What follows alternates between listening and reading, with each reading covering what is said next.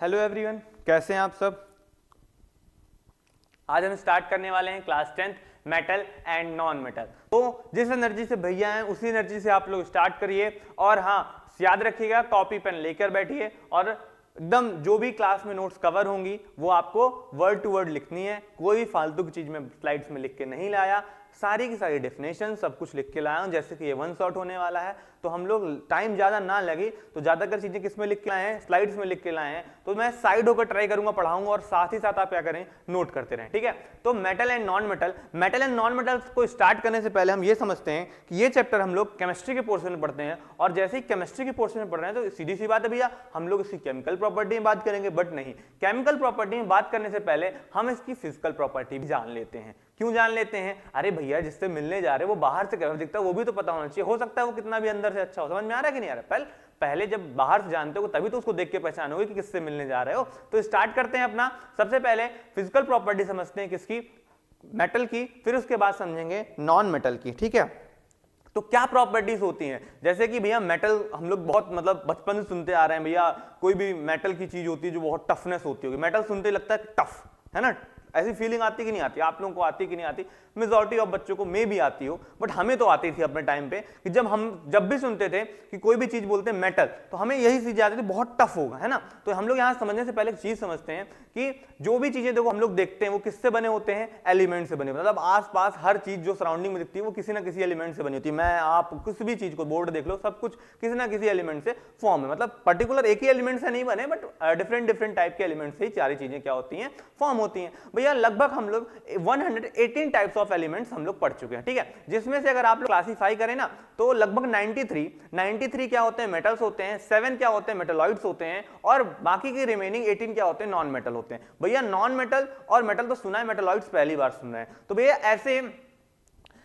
ऐसे सब्सटेंस, ऐसे एलिमेंट्स जो कि मेटल और नॉन मेटल दोनों की प्रॉपर्टी को फॉलो करते हैं, उन्हें बोलते हैं हम लोग क्या, मेटलॉइड्स। ठीक है, तो अगर थोड़ा सा मैं और नॉन मेटल्स को ओपन कर दूं, फर्दर डीपली ओपन कर दूं, तो 92 अगर देखा जाए तो मेटल क्या होते हैं, 92 मेटल्स क्या होते हैं, सॉलिड फॉर्म में होते हैं, एक क्या होता है, लिक्विड फॉर्म में होते हैं। और यहीं आते हैं किसमें, अपने नॉन मेटल में। तो नॉन मेटल में अगर आप ध्यान से देखें तो 6 क्या होते हैं, सॉलिड फॉर्म में होते हैं, एक 1 क्या होता है जिसको ब्रोमीन बोलते हैं, वो लिक्विड फॉर्म में होता है, बाकी 6 क्या होते हैं, 11 क्या होते हैं, गैस के फॉर्म में होते हैं। जैसे कि नॉन मेटल में देखो एक चीज बताऊं, ऑक्सीजन भी नॉन मेटल के अंदर आता है। और ऑक्सीजन हमारे अंदर इतना इंपॉर्टेंट है हमारे लिए कि देखो अगर मैं तुम्हें पढ़ा रहा हूं, मैं 10 मिनट सांस ना लूं तो 10वें मिनट के बाद मैं आपको पढ़ा नहीं पाऊंगा। समझ में आ रहा है कि नहीं? मैं कहीं और चला जाऊंगा। तो सीधी सी बात है कि नॉन मेटल भी हमारे लिए उतने ही इंपॉर्टेंट रहने वाले हैं। ठीक है, तो ऐसा नहीं कि कोई चीज टफ नहीं है तो उसकी हम लोग वैल्यू ना करें। तो नॉन मेटल और मेटल की अब ज्यादा टाइम वेस्ट ना करते हुए सीधा स्टार्ट करते हैं कि कुछ पहले रफ आइडिया देखते हैं कि क्या क्या रफ हम लोग पढ़ने वाले हैं इस मेटल में। तो सीधी सी बात, मेटल पढ़ने वाले हैं, नॉन मेटल पढ़ने वाले हैं, और यहाँ पे कुछ पोजीशन भी मैं लिख के लाया हूं।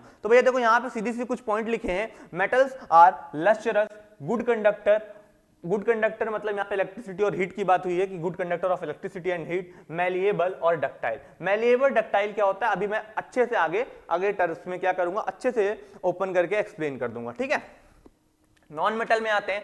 नॉन मेटल क्या होते हैं, डल होते हैं भैया, जस्ट लस्टरस का अपोजिट, भैया गुड का just opposite poor conductor, malleable का जस्ट अपोजिट ब्रिटल। भैया कहीं ना कहीं आपको यह समझ में आने लगा कि भैया क्या है, जस्ट अपोजिट प्रॉपर्टी वाली चीजों को हम लोग कहेंगे। मतलब जो प्रॉपर्टी मेटल की होगी वही प्रॉपर्टी नॉन मेटल की नहीं होगी, जस्ट अपोजिट प्रॉपर्टी होगी। ठीक है भैया, पोजीशन की बात कर दूं तो अगर मैं पीरियोडिक टेबल को देखूं ना तो भैया इधर का पूरा ये क्या है, ये लेफ्ट साइड है ना अपना, ये लेफ्ट साइड क्या होते हैं, लगभग मेटल होते हैं। ये जिग जैक लाइन होती है ना, ये क्या होती है, मेटलॉइड्स की होती है ना, ये वाली।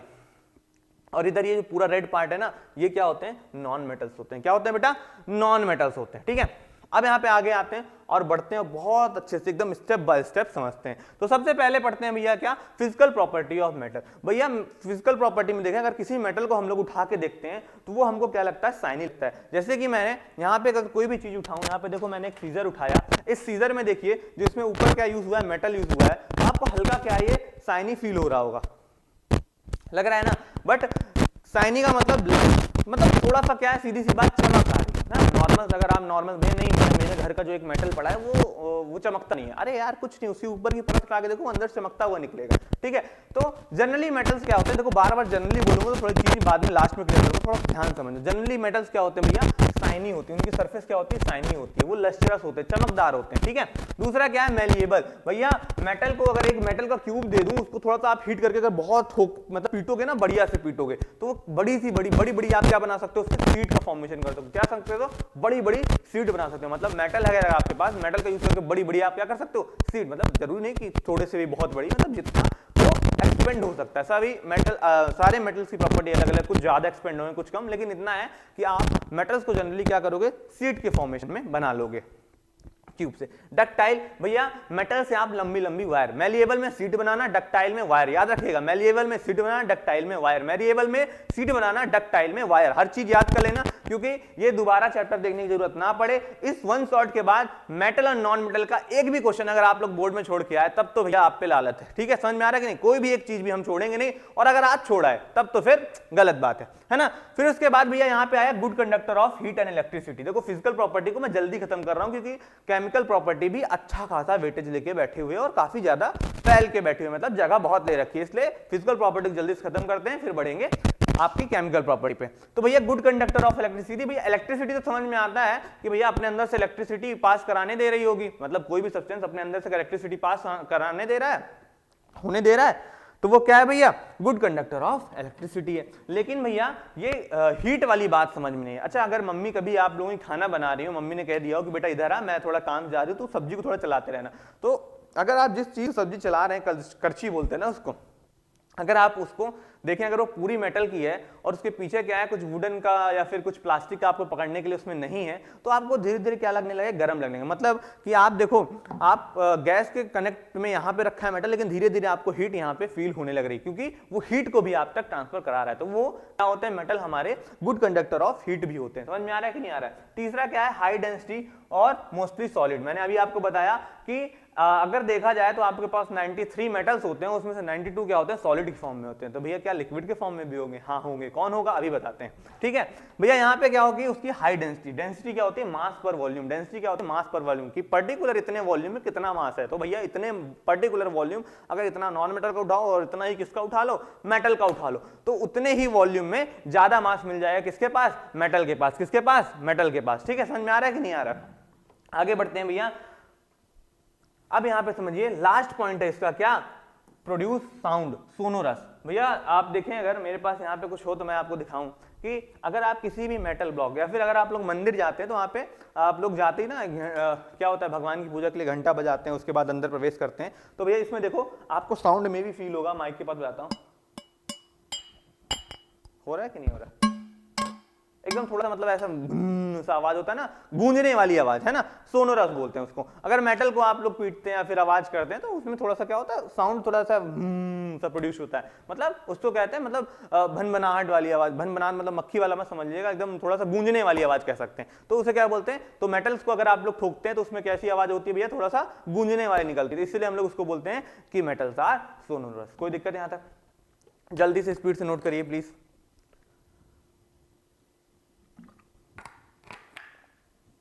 नोट हो गया? एकदम समय नहीं बर्बाद करेंगे, बिल्कुल प्लीज। अच्छा, साथ ही साथ सुन लीजिए आप लोग, साथ ही साथ क्या करिए, सुनते जाइए मुझे, ठीक है। जो लोग नोट कर रहे हैं नोट भी करते जाएं। कुछ मैं आपको बता देता हूं कि भाई, जैसे मैंने कहा, यहां तो बता दिया, एक चीज मैं बता दूं, मेटल्स जनरली क्या होते हैं, हार्ड भी होते हैं। क्या होते हैं, हार्ड। ठीक है, समझिएगा मेरी बात को। यहां पे एक पॉइंट और लिख लीजिएगा, मेटल्स आर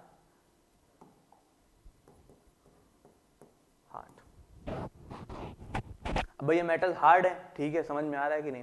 लेकिन अब मैं कुछ एक्सेप्शंस भी मेटल की साथ साथ बताते जाता हूं कि ये सब तो मैंने बार बार वर्ड यूज किया था, जनरली जनरली जनरली, है ना। अब क्यों मैं वर्ड यूज कर रहा था जनरली, क्यों नहीं सीधा बोल दे रहा था कि मेटल्स हाँ सॉलिड होते हैं, मेटल्स हाँ एकदम टफ होते हैं। क्योंकि देखिएगा, लिखने वाले साथ साथ लिखते जाएं और सुनने वाले बच्चे सुनते जाइएगा, ठीक है। यहीं पे हम स्क्रीन से बस साइड में, ताकि आप आसानी से लिख लीजिए। भैया सीधी सी बात, मैंने हार्डनेस की बात की, हार्डनेस की बात की, लेकिन अगर मैं आपको एग्जांपल दूं सोडियम और पोटेशियम, किसके एग्जांपल दूं, सोडियम और पोटेशियम, तो भैया मैं क्या कर सकता हूं, देखो अगर कोई चीज हार्ड है ना, तो मैं उसको हाथ से चाकू से नहीं कट कर सकता हूं। समझ में आ रहा है कि नहीं यार। सब्जी देखो नॉर्मल सॉफ्ट होती तब उसे चाकू से कट सकते हैं, क्या आप कोई नॉर्मल सा पड़ा हुआ पत्थर उठा के काट लेंगे? नहीं काट लेंगे, हार्ड है। तो वैसे ही क्या मेटल्स को, वैसे ही क्या मेटल्स हम लोग नाइफ से काट पाएंगे? हाँ काट पाएंगे। अगर आप ध्यान से समझें और सुने, या कभी प्रैक्टिकल करने का मौका मिले तो ध्यान दीजिएगा कि अगर आप क्या करें, सोडियम और पोटेशियम, क्या करें, सोडियम और पोटेशियम को देखें तो आपसे वो ना आसानी से नाइफ से भी कट जाएंगे। किससे कट जाएंगे? नाइफ से भी आसानी से आप क्या करेंगे, काट सकते हैं। समझ में आ रहा है कि नहीं आ रहा? ठीक है, यहां तक कोई दिक्कत नहीं है भैया। उसके बाद भैया अगर मैं आपको कहूं ना इलेक्ट्रिक कंडक्टिविटी की, तो भैया अगर आप लोग देखें, पेंसिल देखी हो, ये पेंसिल रखी है मेरे पास, पेंसिल में ये जो निडल यूज हुई है ना, ये पूरी निब जिससे आप लोग लिखते हैं उसको बोलते हैं ग्रेफाइट। क्या बोलते हैं? ग्रेफाइट। ग्रेफाइट बनी होती है कार्बन से, और कार्बन क्या होता है? Non metal. कार्बन क्या होता है? Non metal. फिर भी ये इलेक्ट्रिसिटी को कंडक्ट कराता है, फिर भी ये इलेक्ट्रिसिटी को कंडक्ट कराता है। यहां तक कोई दिक्कत? जहां पे समझ में ना आए तो प्लीज तुरंत बताइएगा, है ना? समझ में आ रहा है कि नहीं आ रहा है? अच्छा, साइनी सरफेस की बात हो तो क्या हीरे से ज्यादा कुछ चमक सकता है? क्या हीरे से ज्यादा कोई चमक सकता है? नहीं चमक सकता। तो भैया हीरा भी बना होता है, भैया डायमंड भी बना होता है, किससे? आपका कार्बन से, और वो भी क्या? कार्बन। तो ये बताते जा रहा हूं वो क्या होता है? Non metal. तो भैया कुछ आपको एक्सेप्शंस भी समझ में आ गए कि भैया, तो भैया एक सीधी सी बात, अगर ये हार्ड नहीं है तो आपने इसको मेटल में क्यों रखा है? मेटल में क्यों रखा है, क्यों नहीं रखा है, इसके लिए हम पढ़ेंगे केमिकल प्रॉपर्टी। तो पहले स्पीड से हम लोग नॉन मेटल की फिजिकल प्रॉपर्टी भी कवर कर लेते कि भैया नॉन मेटल जनरली क्या होते हैं? डल होते हैं। क्या होते हैं? डल होते हैं। पेन से मतलब अगर आप देखें, ये पेन तो नहीं कहूंगा, ये आपको साइनी ना लग जाए कहीं। हाँ, ये रिमोट देखिए अगर आप, है ना, ये रिमोट नॉर्मल क्या है, इतना साइनी नहीं, लाइट के कारण है, रिफ्लेक्शन है, इसको साइनी मत समझ लीजिएगा, ठीक है ना?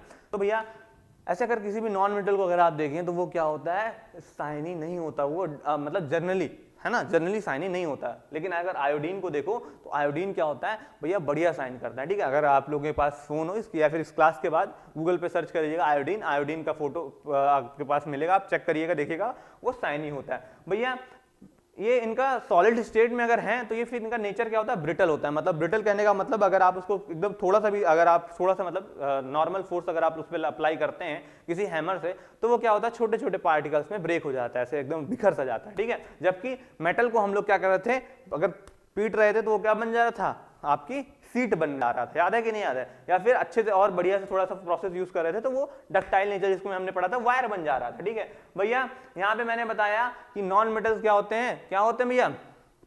आपके पुअर कंडक्टर होते हैं। लेकिन देखो ग्रेफाइट, ग्रेफाइट क्या करता है आपका? अभी बताते जा रहा हूं, ग्रेफाइट क्या करता है? इलेक्ट्रिसिटी को अपने अंदर से कंडक्ट कराता है। समझ में आ रहा है कि नहीं आ रहा? आपकी भैया उसमें हाई डेंसिटी, तो इसमें जस्ट अपोजिट कैरेक्टर क्या है? इनकी लो डेंसिटी होती है, और ये नॉन सोनरस होते हैं। यहां तक कोई दिक्कत, कोई डाउट, कुछ भी समस्या हो तो प्लीज पूछिए जल्दी से। इसको भी नोट करिए स्पीड से, है ना? या फिर नोट करने का ज्यादा समय ना हो तो जल्दी जल्दी स्क्रीनशॉट ले लीजिए। मैं भी उम्मीद करता हूं आपने स्क्रीनशॉट ले लिया होगा, है ना? आगे बढ़ते हैं, आगे बढ़ते हैं। अगली क्या है भैया? बस अब सीधा केमिकल प्रॉपर्टी है। 4 केमिकल हम लोग प्रॉपर्टी पढ़ने वाले। ये मत सोचिए कि भैया क्या इतने में ही खत्म कर देंगे, नहीं, बहुत पढ़ेंगे, बट बस अभी आपको जनरली बताने वाले हैं कि आप क्या क्या पढ़ने वाले और हम क्या क्या इसमें कवर करने वाले हैं।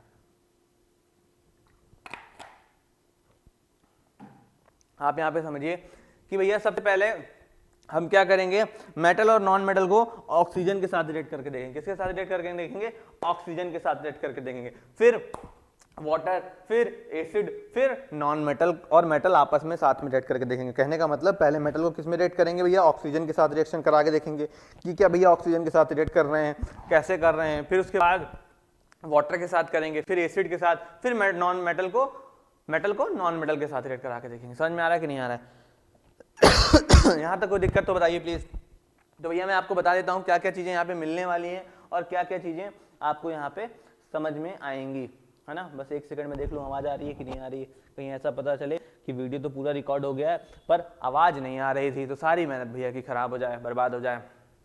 हाँ देखिए, तो भैया ऑक्सीजन के साथ जब रिएक्ट कराएंगे तब क्या मिलेगा? वाटर के साथ। यहाँ पे नहीं समझते हैं, आगे बढ़िया से ओपन करके समझते हैं, यहाँ पे आप लोग आपस में कंफ्यूज होने लगेंगे। तो भैया सबसे पहले मैं क्या करने वाला हूँ? आपके रिएक्शन कराने वाला हूँ मेटल की किसके साथ? ऑक्सीजन के साथ। किसके साथ? ऑक्सीजन के साथ। तो भैया कैसे ऑक्सीजन करेंगे? भैया ऐसे तो मैं खड़ा हूँ और आपके पास बहुत सी चीजें होंगी, जैसे मेरे पास ये अपनी स्कूटी की है, इसमें ऊपर मेटल यूज हुआ है, लेकिन देखो यहाँ पे मैं ऑक्सीजन तो है बट ये रिएक्ट नहीं कर रहा, बट कुछ कर रहे हैं। क्या हो रहा है क्या नहीं हो रहा कुछ समझ नहीं आ रहा है। आइए समझते हैं एकदम स्टेप बाय स्टेप कि कौन सा मेटल, कैसा मेटल किस टाइम पे कैसे रिएक्ट करेगा। तो भैया सबसे पहले सुनिएगा, हम लोग मेटल्स को 3 स्टेप्स में डिवाइड कर देते हैं, मतलब 3 अलग अलग ग्रुप्स में डिवाइड कर देते हैं। पहला ग्रुप बनाते हैं हम लोग हाई रिएक्टिव मेटल्स, और दूसरा ग्रुप बनाते हैं मॉडरेट रिएक्टिव मेटल, और तीसरा ग्रुप बनाते हैं लेस रिएक्टिव मेटल। अब ये किसके बेस पे बनाते हैं, सीधी सी बात, उनकी रिएक्टिविटी पे। उनको अलग अलग जगह पे, पहले देखो सारे के सारे मेटल ले लिए, सबको अलग अलग टाइम पे किसी एक पर्टिकुलर चीज से रिएक्ट करके दिखाया, करके देखा, समझ में आ रहा है ना। जब मैंने करके देखा तो कोई होगा जो बहुत जल्दी कर लिया होगा तो उसको सबसे ऊपर ही वैल्यू दे दी, कोई होगा जो बहुत सालों तक नहीं किया होगा तो उसको सबसे लास्ट में वैल्यू दे दी। समझ में आ रहा है कि नहीं आ रहा है। तो भैया आगे बढ़ते हैं। तो हम लोग समझते हैं कि जब हम लोग क्या करते हैं, जनरली मेटल की एक जनरल इक्वेशन देखे जाए तो मेटल को जब हम किससे रिएक्ट कराते हैं, ऑक्सीजन के साथ रिएक्ट कराते हैं, तो हमको मिलता है मेटल ऑक्साइड। क्या मिलता है, मेटल ऑक्साइड। क्या मिलता है भैया, मेटल ऑक्साइड। तो फिर से सुनिएगा, ये स्टेप बताते जा रहा हूं कि when metal reacts with oxygen gives you metal oxide. याद रखिएगा, मेटल ऑक्साइड। ठीक है, आते हैं भैया हाई रिएक्टिव मेटल में हम लोग रखते हैं किसको, ज्यादातर सोडियम और पोटेशियम। किसमें रखते हैं, सोडियम और पोटेशियम को रखते हैं। ठीक है भैया, किसमें रखते हैं भैया, हाई रिएक्टिव मेटल ग्रुप में। भैया ये क्या होता है ना, यहां पे समझिएगा, आप अगर रूम टेम्परेचर में भी, मतलब आपको कोई ऑक्सीजन रखा और ऑक्सीजन है इस कमरे में और आपने सिर्फ सोडियम लाके रख दिया, तो रूम टेम्परेचर में भी, जैसे सोडियम मैंने यहाँ पे रखा, रिएक्शन लिख रहा हूं मैं, सोडियम यहाँ पे रखा, किसके प्रेजेंट में भैया, ऑक्सीजन, रूम टेम्परेचर के प्रेजेंट में भी ऑक्सीजन उसको मिल गई, तो भैया वो क्या हुआ, रिएक्ट करा के बना लिया Na2O। क्या बना लिया, Na2O। मतलब कि नॉर्मल रूम टेम्परेचर में भी सोडियम और पोटेशियम आपस में क्या कर रहे हैं, रिएक्शन कर रहे हैं। समझ में आ रहा है नहीं आ रहा है। अच्छा भैया, अगर वो रूम टेम्परेचर में कर ले रहे हैं तो भैया जब भी आप रखें, कैसे रखते हैं, रूम में रहता होगा तो भैया तो दुनिया का सारा आपका सोडियम खत्म हो जाना चाहिए, सारा का सारा पोटेशियम खत्म हो जाना चाहिए। क्यों खत्म हो जाना चाहिए, अरे भैया आप कहीं ना कहीं कहां रखते हैं, हम कमरे में रखते हैं या किसी जगह पे रखते हैं, नहीं। अब यहां पे ध्यान समझिएगा, हम लोग इसीलिए, क्योंकि वो रूम टेम्परेचर में रिएक्ट कर जाते हैं, इसीलिए हम लोग क्या करते हैं भैया, आपके सोडियम और पोटेशियम को किसमें डिप करके रखते हैं, कैरोसिन के अंदर। किसके अंदर डिप करके रखते हैं, कैरोसिन के अंदर। समझ में आ रहा है कि नहीं आ रहा है। तो बहुत ज्यादा वाइगरसली रिएक्ट करते हैं किसके साथ, ऑक्सीजन के साथ एट रूम टेम्परेचर, तो इसलिए उसको हम लोग किसमें स्टोर कर देते हैं, कैरोसिन के अंदर, कि भैया लो अब कहां से पाओगे तुम ऑक्सीजन, ठीक है, कर लो रिएक्ट, है ना।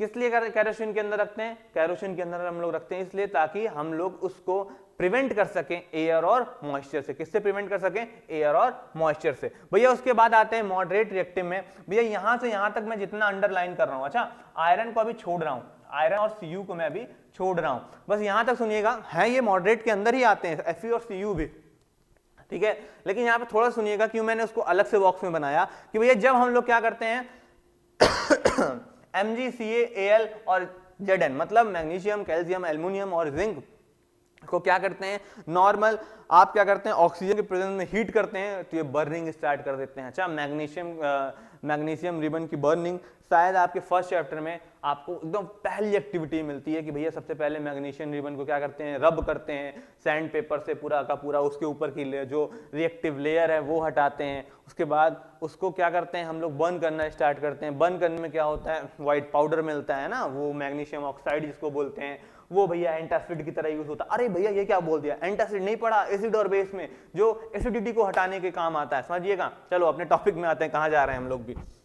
तो भैया मॉडरेट रिएक्टिव मेटल, यहां पे सुनिए भैया, मैग्नीशियम, कैल्शियम, एल्युमिनियम और जिंक, मैग्नीशियम, कैल्शियम, एल्युमिनियम और जिंक, यहां पे भैया ये लोग क्या करते हैं, इनको नॉर्मल रूम टेम्परेचर पे रिएक्ट नहीं करते, मतलब रखे हैं तो रखे रहेंगे जब तक आप क्या करोगे, ऑक्सीजन के प्रेजेंस में इसको हीट नहीं करोगे। ऑक्सीजन तो कमरे से ही मिल जा रहा है, हर जगह आप क्या ऑक्सीजन है, तो भैया उसके बाद क्या करते हैं, ये बर्न होना स्टार्ट हो जाते हैं। क्या होता है, जलते हैं एकदम ऑक्सीजन के प्रेजेंस में, बढ़िया से ठीक ठाक रिएक्ट करते हैं जब आप उसको हीट प्रोवाइड कराते हैं। उसके बाद भैया ये भी है, जो लास्ट में आपने Fe और Cu बोल दिया, तो क्या ये बर्न नहीं होते, नहीं भैया, बात ये नहीं है कि बर्न नहीं होते, इनको प्रोलॉन्ग हीटिंग देनी पड़ती है। प्रोलॉन्ग हीटिंग का मतलब क्या होता है भैया, लंबे समय तक हीट करना। मतलब कि देखो आपने नॉर्मल सा मैग्नीशियम लिया, बर्न करना शुरू किया, मतलब मान लीजिए आपने लगभग 20 सेकंड 30 सेकंड हीट किया, उसके बाद वो बर्न हो गया, लेकिन आपको क्या करना पड़ेगा, इनके लिए प्रोलॉन्ग हीटिंग करना पड़ेगा, ताकि अगर आप चाहते हैं कि ये रिएक्ट करें किसके साथ, ऑक्सीजन के साथ, तो आयरन और कॉपर के लिए आपको क्या करना पड़ेगा, प्रोलॉन्ग हीटिंग। तो कई बार आ जाता है, उतना बहुत ज्यादा लिखना हो जाता है, इसलिए मैंने यहाँ पे स्लाइड पे अटैच नहीं किया। अगर आपको लिखना है तो अलग से पॉइंट लिख लीजिएगा। Fe and Cu लिखिए, Fe and Cu react with oxygen in prolonged heating, in prolonged heating. आगे बढ़ते हैं भैया, अपना लास्ट ग्रुप, अपना सबसे पसंदीदा ग्रुप, एकदम ईट 5 स्टार डू नथिंग वाला ग्रुप, गोल्ड, प्लेटिनम और सिल्वर, Au, Pt और Ag। भैया ये क्या करते हैं, आप कितना भी इसको हीट कर लो, कितना भी हाई टेम्परेचर दे दो, भैया ये रिएक्ट ही नहीं करते ऑक्सीजन के साथ, बिल्कुल भी रिएक्ट नहीं करते। अच्छा मेरी बात समझिएगा, अक्सर हम लोग देखते हैं कि भैया हम लोग कहते हैं ना कि हमारा जो आयरन है वो ऑक्सीजन मतलब ऑक्सीजन के साथ कंबाइन होकर आयरन ऑक्साइड बनाता है, थोड़ा मॉइस्चर भी रहता है, जिसको करोजन रस्टिंग बोलते हैं, वो अलग कंसेप्ट है, बस थोड़ा सुनना, वहां से हल्की सी चीज रिलेट करानी है कि अगर आप एक आयरन रखें, जैसे आयरन नेल है, इसमें करोजन लगना शुरू हो जाए ना, तो ये क्या होगा, धीरे धीरे पूरा रस्ट लग के एकदम खत्म हो जाएगा। लेकिन कभी कभी क्या होता है ना, कुछ ऐसे मेटल्स होते हैं जो स्टार्टिंग में तो करोजन करते हैं, मतलब स्टार्टिंग में तो बाहर प्रेजेंट ऑक्सीजन के साथ रिएक्शन चालू करते हैं, बट जैसे ही चारों तरफ से रिएक्ट करते हैं तो वो एक लेयर बन जाती है, अंदर का मेटल अब रिएक्ट नहीं होता, बाहर से वो क्या करते हैं, लेयर, उसको क्या करते हैं, लेयर बन जाती है। तो भैया अब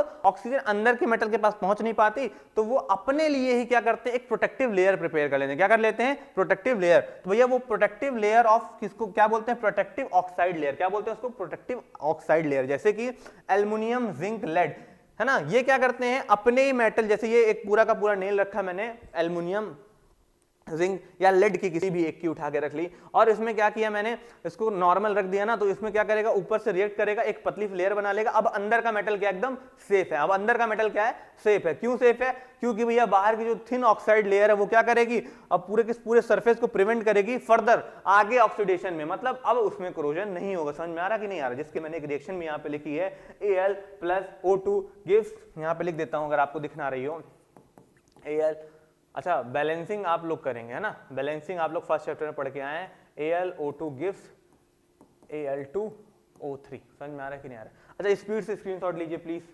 स्पीड से लीजिए, जल्दी, बहुत जल्दी में है आज, पनवेल जाना है ना। चलो हो गया कि नहीं हो गया, आगे बढ़ते हैं।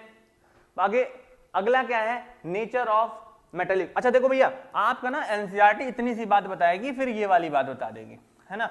अच्छा मैं ना इसलिए आपको क्या किया, आपके लिए थोड़ा सा हेल्पफुल रखने के लिए बीच में न्यूट्रल ऑक्साइड भी डाल दिया। अच्छा इसमें ये मत कहिएगा कि भैया अभी आप मेटल ऑक्साइड पढ़ा के नॉन मेटल ऑक्साइड्स क्यों भैया पूछने लगे, बताने लगे, तो थोड़ा सा 2 मिनट का बस 1 सेकंड में आपके प्रॉफिट की काम है कि भैया एक चीज समझिएगा कि जो हमारे मेटल ऑक्साइड्स बने ना, जैसे कि आपने देखा Na2O बना, है ना, आपका MgO बना, है ना, MgO। अच्छा कुछ रिएक्शन नहीं लिखी, जैसे मैं लिख देता हूं, अगर मैग्नीशियम को आप बर्न कर रहे हो ऑक्सीजन के प्रेजेंट में तो आपको बना MgO, अगर बैलेंस करना हो तो लो बैलेंस भी हो गई, है ना। तो यहाँ पे भैया ये क्या है, मेटल ऑक्साइड मिला। अब ये मेटल ऑक्साइड का नेचर क्या होता है भैया, नेचर क्या होता है, देखो भैया मेटल के साथ थोड़ा सा ना एसिड बेस भी रिलेट कर लेते हैं। तो भैया इसका नेचर क्या होता है, बेसिक होता है। क्या होता है, बेसिक। अगर मैं क्या करूं, इसको वाटर में डिसॉल्व कर दूं तो ये पूरा का पूरा बेस बन जाता है। क्या बन जाता है, बेस बन जाता है। तो भैया इसकी प्रॉपर्टी क्या भैया, metal oxides are basic in nature. याद रखिएगा, metal oxides are generally basic in nature. फिर जनरली बोल दिए, कुछ तो अब भैया का अप्लाई होगा, नहीं होगा, बस 1 सेकंड का काम होगा, तुरंत समझा देंगे, ठीक है भैया। अच्छा ऐसा हमेशा नहीं होता, कभी कभी क्या होता है ना, कभी कभी क्या होता है कि जो एसिड प्रॉपर्टी के साथ साथ ना बेसिक प्रॉपर्टी भी शो कर देता है। मेटल ऑक्साइड कभी कभी बेसिक प्रॉपर्टी के साथ साथ क्या करता है, एसिडिक प्रॉपर्टी भी शो कर देता है। समझिएगा कैसे शो करता है, ये देखते हैं। देखो भैया जैसे मैं यहाँ पे ना लिखता हूं Al2, अच्छा A2 नहीं Al2, Al2O3 प्लस आपका लिख देते हैं, किसके साथ रेट करा दें बताइए, HCl के साथ कराएं, चलो HCl के साथ करा देते हैं।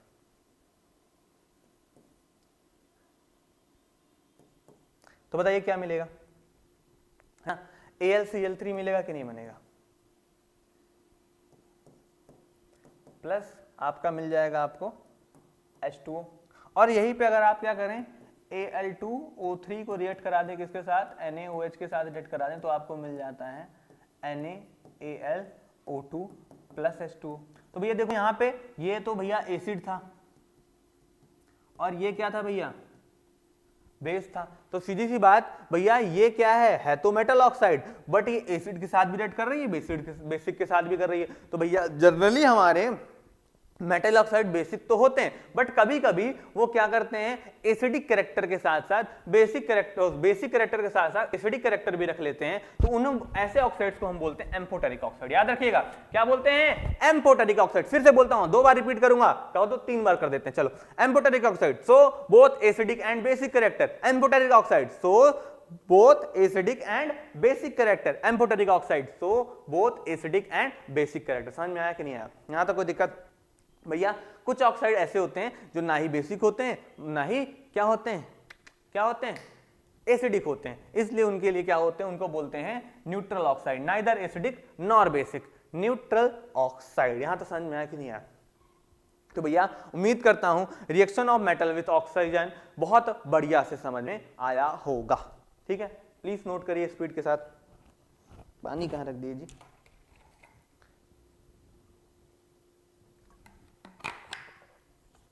आगे बढ़ते हैं, है ना, स्पीड से चैप्टर आज बहुत 25 मिनट की क्लास हो गई जी। चलो चलो चलो जल्दी जल्दी खत्म करेंगे। अब क्या करते हैं, reaction of metal with water. अब हम मेटल की रिएक्शन कराएंगे वाटर के साथ। तो भैया जैसे वहां पे ऑक्सीजन के साथ कभी क्या कर रहा था, रूम टेम्परेचर में कर ले रहा था, कभी आपकी हीट पे देने पे कर रहा था, फिर कभी कभी प्रोलॉन्ग हीट देने पे कर रहा था, और कुछ थे जो बहुत हीट दो तब भी रिएक्ट नहीं कर रहे थे।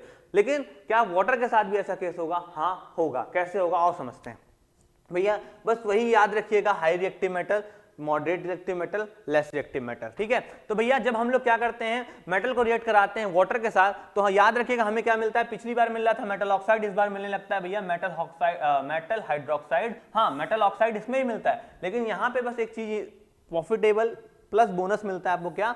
Hydrogen gas. क्या मिलती है? Hydrogen gas. तो भैया when metal reacts with water, when metal reacts with water gives metal hydroxide और metal oxide plus hydrogen gas. भैया मेटल हाइड्रोक्साइड कब देगा और ऑक्साइड कब देगा, ये तो भैया के एकदम टिप्स में आपके लिए आएंगे। ठीक है, और जल्दी जल्दी समझते हैं कि भैया जो हाईली रिएक्टिव मेटल है जैसे कि सोडियम, पोटेशियम और कैल्शियम। अच्छा क्या कैल्शियम भी है? नहीं, कैल्शियम नहीं है, बट थोड़ा सा यहाँ पे कोल्ड वाटर के साथ हल्का सा एकदम स्लोली सी हीट आपका रिएक्शन दे देता है वो, तो इसलिए हम लोग इसको इसमें रख दिए हैं।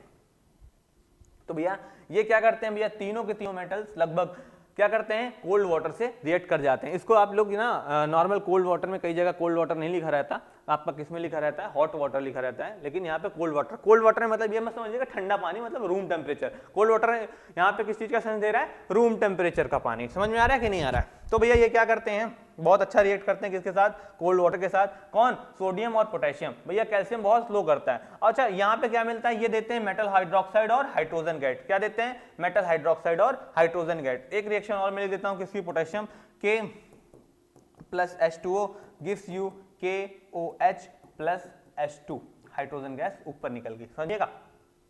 उसके बाद यहाँ पे लिखा है भैया ये रिएक्शन क्या होती है, एक्सोथर्मिक होती है। एक्सोथर्मिक मतलब हीट रिलीज करेगी अपने अंदर से। क्या करेगी, जब ये रिएक्शन हो रही होगी तो हीट आपको मिलेगी। ऐसा नहीं कि हीट आपको देनी पड़ेगी, हीट आपको मिलेगी। उसके बाद भैया आगे बढ़ते हैं अपने मॉडरेट के ऊपर। अच्छा ये हाइड्रोजन गैस कैसे पता करेंगे कि गैस के हाइड्रोजन ही निकल, इसके लिए मैं आगे आपको टेस्टिंग बता रहा हूँ, पॉप टेस्टिंग, बट आप थोड़ा सा यहाँ पे पहले टॉपिक पूरा खत्म कर ले तो उसके बाद बढ़ते हैं। मॉडरेटिव रिएक्टिव मेटल्स मैग्नीशियम और एल्युमिनियम, जिंक और आयरन। अच्छा एक चीज याद रखिएगा और मेरी बात को ध्यान समझिएगा कि भैया जो कैल्शियम होता है ना, देखो भैया सोडियम और पोटेशियम तो बढ़िया रिएक्ट कर रहे हैं, बट कैल्शियम स्लो रिएक्ट करता है। तो जब हम लोग क्या है ना, हम लोग वैसे तो देख रहे हैं भाई बहुत डेंस है तो मेटल को हमारे डूब जाना चाहिए, बट क्या होता है कि जब हम पानी में कैल्शियम को डालते हैं ये डूबता नहीं है। कहीं नहीं डूबता, कहीं डेंस नहीं होता। नहीं बेटा डेंस होता है, बट ये क्या करता है कि जब ये हाइड्रोजन के साथ रिएक्ट करता है तो इतनी ज्यादा हाइड्रोजन तो होते ही नहीं है कि फायर कैच करें। तो अगर आपने जब यहाँ पे आपने कैल्शियम डाला तो वही हाइड्रोजन बबल्स क्या होते हैं, इससे अटैच्ड हो जाते हैं, और इन्हीं हाइड्रोजन बबल्स के कारण क्या होता है, इसकी डेंसिटी थोड़ा कम हो जाती है जो अटैच रहते हैं इसकी बॉडी से, और ये फ्लोट करने लगता है। याद रखिएगा, ठीक है। आगे बढ़ते हैं अपने उसमें। तो मैग्नीशियम, एल्युमिनियम, जिंक और आयरन, है ना, ये क्या है हम लोग मॉडरेट में देख रहे हैं। अच्छा यहाँ पे देखिएगा कि भैया ये क्या होते हैं, भैया स्लोली रिएक्ट करते हैं कोल्ड वाटर के साथ, लेकिन हम लोग इसीलिए हम लोग फिर क्या करते हैं, वाटर को हॉट करते हैं, मतलब गर्म करते हैं, है ना। तो भैया ये क्या करेंगे, भैया कोल्ड वाटर के साथ रिएक्शन नहीं देंगे तो इनके लिए क्या करेंगे, पानी गर्म करेंगे। तो क्या ये गर्म पानी में रिएक्शन देंगे? हाँ ये गर्म पानी में रिएक्शन देंगे। जैसे मैग्नीशियम वाटर के साथ रिएक्ट करके क्या देगा आपको, भैया क्या देगा, मैग्नीशियम हाइड्रोक्साइड प्लस H2 मतलब हाइड्रोजन गैस। भैया एक चीज बताइए, आपने तो ऊपर लिखाया था मेटल हाइड्रोक्साइड और मेटल ऑक्साइड। तो भैया मेटल ऑक्साइड कहाँ मिलेगा, वो भी मिलेगा, आओ दिखाते हैं कहाँ मिलेगा। भैया अगर मैं यहाँ पे याद रखिएगा एल्युमिनियम, जिंक और आयरन, ये तीन ऐसे होते हैं कि ये भैया हॉट वाटर के साथ भी रिएक्ट नहीं करते। ये किसके साथ रिएक्ट करते हैं भैया, ये स्टीम के साथ रिएक्ट करते हैं। किसके साथ रिएक्ट करते हैं, स्टीम के साथ। और स्टीम से रिएक्ट करने के बाद ये मेटल हाइड्रोक्साइड नहीं बनाते, ये क्या बनाते हैं, ये बनाते हैं मेटल ऑक्साइड। क्या बनाते हैं, मेटल ऑक्साइड। तो when ever aluminium reacts with water in the presence of heat. अब हीट कैसे भैया, गर्म स्टीम के साथ करते हैं। ये वाटर, हॉट वाटर के साथ भी नहीं करते, किसके साथ करते हैं, स्टीम के साथ करते हैं। तो ये देते हैं aluminium oxide, not hydroxide, plus hydrogen gas. समझ में आ रहा है कि नहीं आ रहा है। जो less reactive, non reactive metal होते हैं जैसे कि कॉपर, सिल्वर, गोल्ड, मरकरी, ये सब क्या करते हैं भैया, ये ना ही स्टीम के साथ रिएक्ट करते हैं, ना ही आपके हॉट वाटर के साथ करते हैं, और कोल्ड वाटर के साथ तो भूल ही जाइए। समझ में आ रहा है कि नहीं है। तो do not react with water और स्टीम इवन हाई टेम्परेचर। अगर आप यहाँ पे लिख करें भी Cu+H2, देखो यहाँ पे क्या है, ये रिएक्शन नहीं दे रहा है भैया। तो क्या मैं एक बार सिर्फ याद कर लूँ हाई रिएक्ट। देखिए भैया एक मेरी बात समझिएगा, आपको हर बार ऑक्सीजन के लिए कौन कौन से मेटल किसके साथ रिएक्ट करने की अलग दिमाग में रखना पड़ेगा, और वाटर के लिए अलग। तो ये एक ही बार में ग्रुप मत डिसाइड कर लीजिएगा हाई रिएक्टिव में। ये हम लास्ट में रिएक्टिविटी सीरीज आपको पढ़ाएंगे, उसमें सारी चीजें क्लियर हो जाएंगी। जल्दी से नोट करिए, स्क्रीनशॉट लीजिए प्लीज।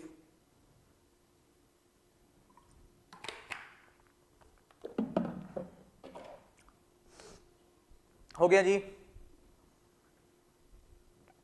समझ में आया, नहीं आया, नहीं आया, अच्छा नहीं आया ना जिसको, ये रिकॉर्डिंग क्लास रहने वाली है, तो जिसको ना आए तो एक काम करना, थोड़ा सा रिपीट करके फिर सुनना, है ना, थोड़ा ध्यान देना, क्योंकि थोड़ा बहुत स्पीड अप से बहुत स्पीडली पढ़ा रहे हैं, इसलिए हो सकता है कुछ चीजें ना समझ में आ रही, बट फिर भी ना आए अगर, है ना, तो एकदम बढ़िया से कमेंट करना। उसके बाद मैं इसका जब क्वेश्चन कराऊंगा, ये तो पूरे की पूरी थ्योरी क्लास रहने वाली है, तो इसलिए स्पीड से जल्दी जल्दी पूरा थ्योरी, क्योंकि बोर्ड आ चुके हैं, अभी तक कुछ पढ़ा नहीं, मेटल नॉन मेटल समझ नहीं आ रहा, तो हम पूरी की पूरी ट्राई करेंगे, पूरी की पूरी साइंस की सीरीज लेके आए आपको बोर्ड के पहले, ठीक है। चलो टाइम वेस्ट कम करते हैं, आगे बढ़ते हैं, आगे बढ़ते हैं। और अब क्या करेंगे हम लोग, रिएक्शन कराएंगे किसकी, मेटल की, किसके साथ, एसिड के साथ। भैया ऑक्सीजन के साथ करा लिया, वाटर के साथ करा लिया, अब बारी किसके साथ है, एसिड के साथ है। चलिए करते हैं। तो भैया जब हम लोग क्या करते हैं, मेटल को रिएक्ट कराते हैं एसिड के साथ, तो हमको मिलता है सॉल्ट प्लस हाइड्रोजन गैस। भैया याद रखिएगा, सॉल्ट प्लस हाइड्रोजन गैस।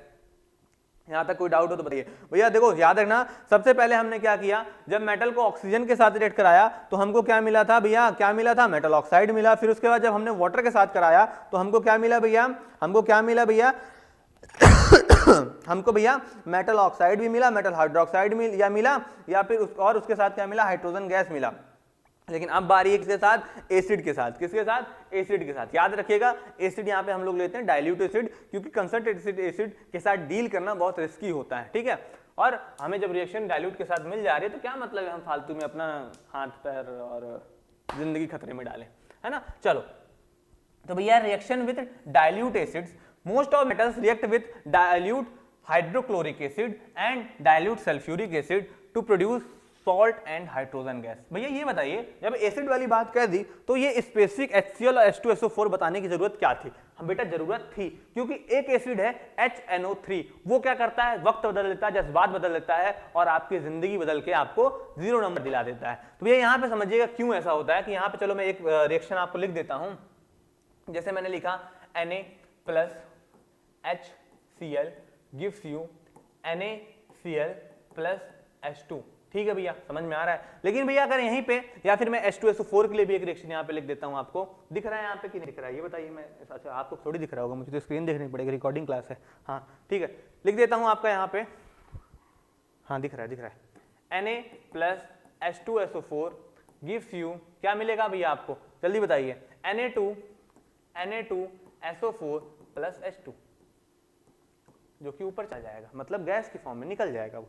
लेकिन भैया अगर मैं यहां पे in the presence of concentrated HNO3 nitric acid के साथ रिएक्शन करा दूं, तो भैया चेंज हो जाएगा सब कुछ। कैसे चेंज हो जाएगा भैया, याद रखिएगा कि ये एक ऑक्सीडाइजिंग एसिड होता है, मतलब कि ऑक्सीडाइजिंग एसिड होने का मतलब कि आप ये किसी को भी अकेले नहीं रहने देगा, ऑक्सीजन के साथ अटैच करवा देगा है। होते हैं ना एक परिवार के कुछ लोग, जैसे जो भी एजेड व्यक्ति दिख जाएगा उसके पीछे पड़े रहेंगे, बेटा शादी नहीं करवा रहे हो, बेटा शादी नहीं करवा रहे हो। वैसे ही ये भी वही है, ये क्या करेगा, अकेले नहीं रहने देगा, किसी ना किसी के साथ, मतलब ऑक्सीजन के साथ इसको क्या करेगा, कंबाइन करा देगा। और करके देखते हैं भैया, जैसे मैंने यहाँ पर ZnHNO3 के साथ डाला, तो भैया ZnNO3, मतलब ये तो आपका सेकंड में क्या होता है, NO3 लग रहा होता है ना सॉल्ट बनाने के लिए, ठीक है। NO3 की वैलेंसी क्या होती है, पूरे के पूरे अगर रेडिकल देखा जाए तो NO3 की क्या होती है, आपकी -1 होती है। तो भैया ZnNO3 +2 बना देता है। बट ट्विस्ट ये है मेरे बुलबुलों, ट्विस्ट ये है कि भैया ये ऑक्सीडाइजिंग एजेंट, मतलब ऑक्सीडाइजिंग एसिड होने के कारण ये क्या करता है, ये खुली हाइड्रोजन जो गैस निकल जा रही थी उसको क्या करता है, ऑक्सीजन के साथ कंबाइन करा देता है और क्या बना देता है, वाटर बना देता है। क्या बना देता है, वाटर बना देता है। और वाटर बनाने के साथ साथ भैया अब जो एक देखो, एक मॉलिक्यूल ऑफ HNO3 आपने यूज किया, नहीं 2 मॉलिक्यूल ऑफ HNO3 यूज किया, इसके लिए किसके लिए, Zn से आपका ZnNO3 बनाने के लिए, ठीक है, जिंक नाइट्रेट बनाने के लिए। लेकिन भैया यहाँ पे क्या भैया, यहाँ पे भैया दूसरा जो यूज हुआ किसके लिए, हाइड्रोजन को H2O बनाने के लिए, तो उसमें NO2 या फिर NO ऐसी गैसेस भी क्या होती हैं, ऑक्साइड्स भी ऐसे नाइट्रोजन के फॉर्म होते हैं। तो भैया whenever metal reacts with strong acid known as nitric acid, तो भैया आपको क्या मिल जाएगा, आपको क्या मिल जाएगा, सॉल्ट तो मिलेगा, लेकिन इस बार हाइड्रोजन गैस ना मिलके वाटर मिलने लगेगा। क्या मिलने लगेगा, वाटर मिलने लगेगा। और साथ ही साथ नाइट्रोजन ऑक्साइड्स भी मिलने लगेंगे। क्या मिलने लगेंगे, ऑक्साइड्स ऑफ नाइट्रोजन भी मिलने लगेंगे। समझ में आ रहा है कि नहीं आ रहा है, चलिए नोट करिए जल्दी से।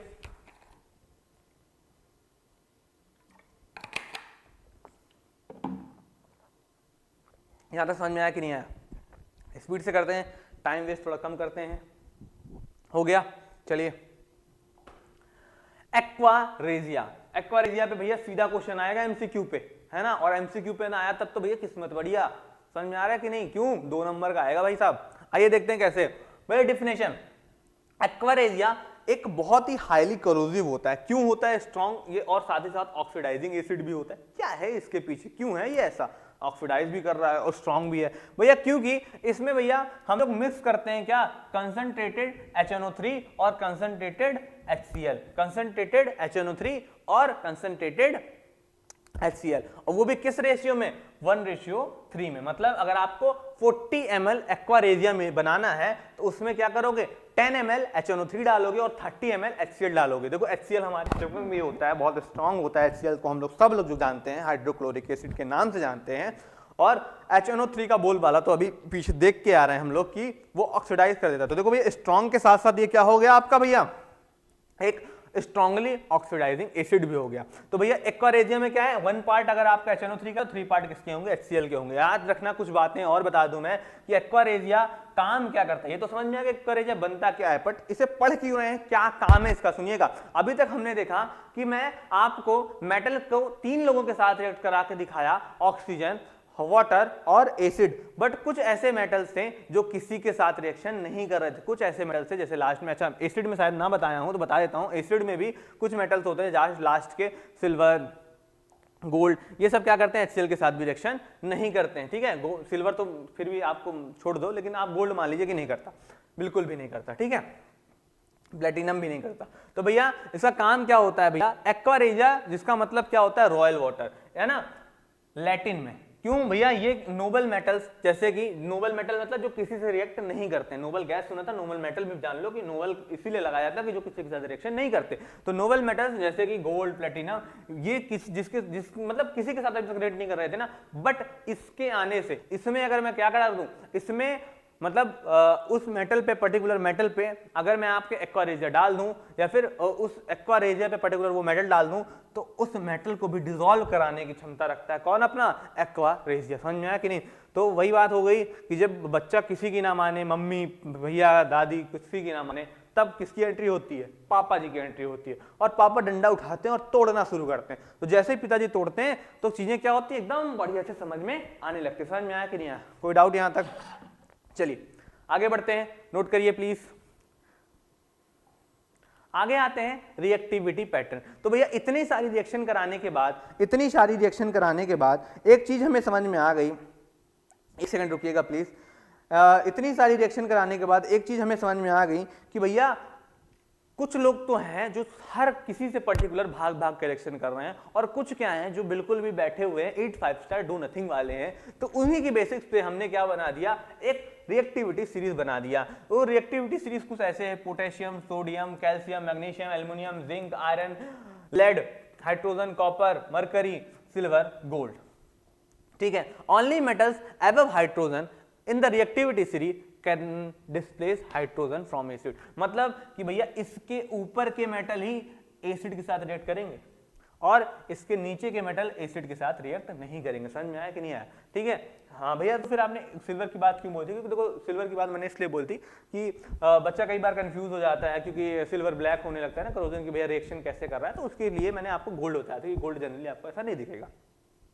क्योंकि सिल्वर अगर आप लोग पहनते हो तो आपको पता होगा कि थोड़ा सा करोजन शो करता है ना, तो इसलिए मैं एकदम लेस रिएक्टिव वाली बात वहां पे कह रहा था। ठीक है, तो हाइड्रोजन से ऊपर वाले मेटल क्या होंगे, एसिड के साथ रिएक्ट करते हैं, क्योंकि वहां पे हाइड्रोजन को डिस्प्लेस करना होता है, उसके नीचे के नहीं करते। समझिएगा मेरी बात को। तो यहाँ पे फिर लिखा हुआ है, ध्यान से पढ़िएगा, क्या मैंने कहा, only metals have hydrogen reactivity series displace hydrogen from acids. और यहाँ पे पढ़िएगा, metals below hydrogen like Cu, Ag, Au, Pt do not react with acid। समझ में आया कि नहीं?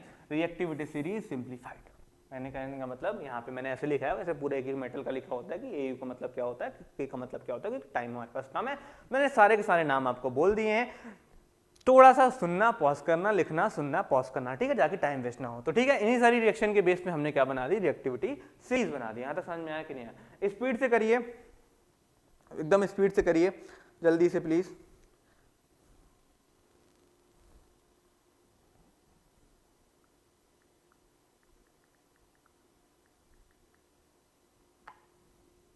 चलिए आगे बढ़ते हैं और आगे इसी स्पीड से करते हैं reaction of metal with salt solution.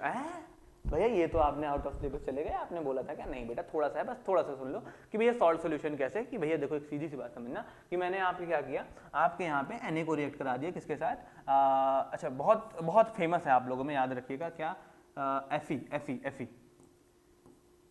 Fe plus CuSO4 जो कि एक सॉल्ट है, इसको मैं अगर रिएक्ट कराता था तो हमको मिल जाता था FeSO4, है ना, प्लस कॉपर। समझ में आ रहा है कि नहीं आ रहा है? यहाँ तक कोई दिक्कत नहीं है।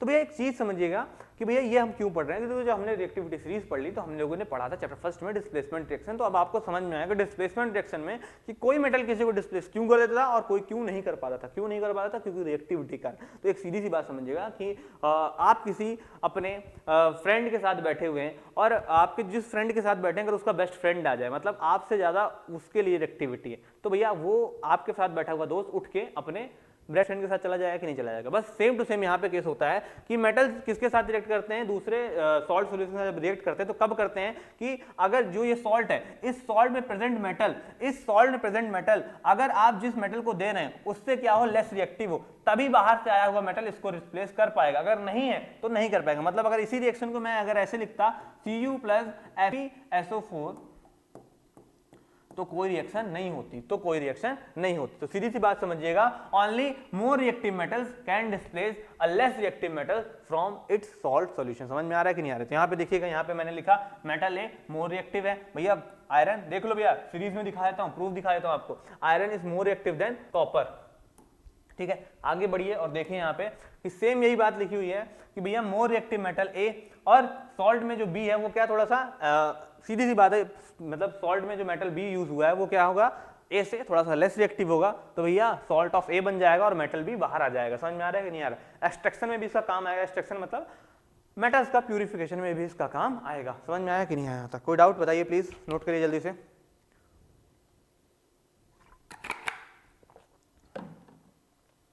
आगे बढ़ते हैं स्पीड के साथ।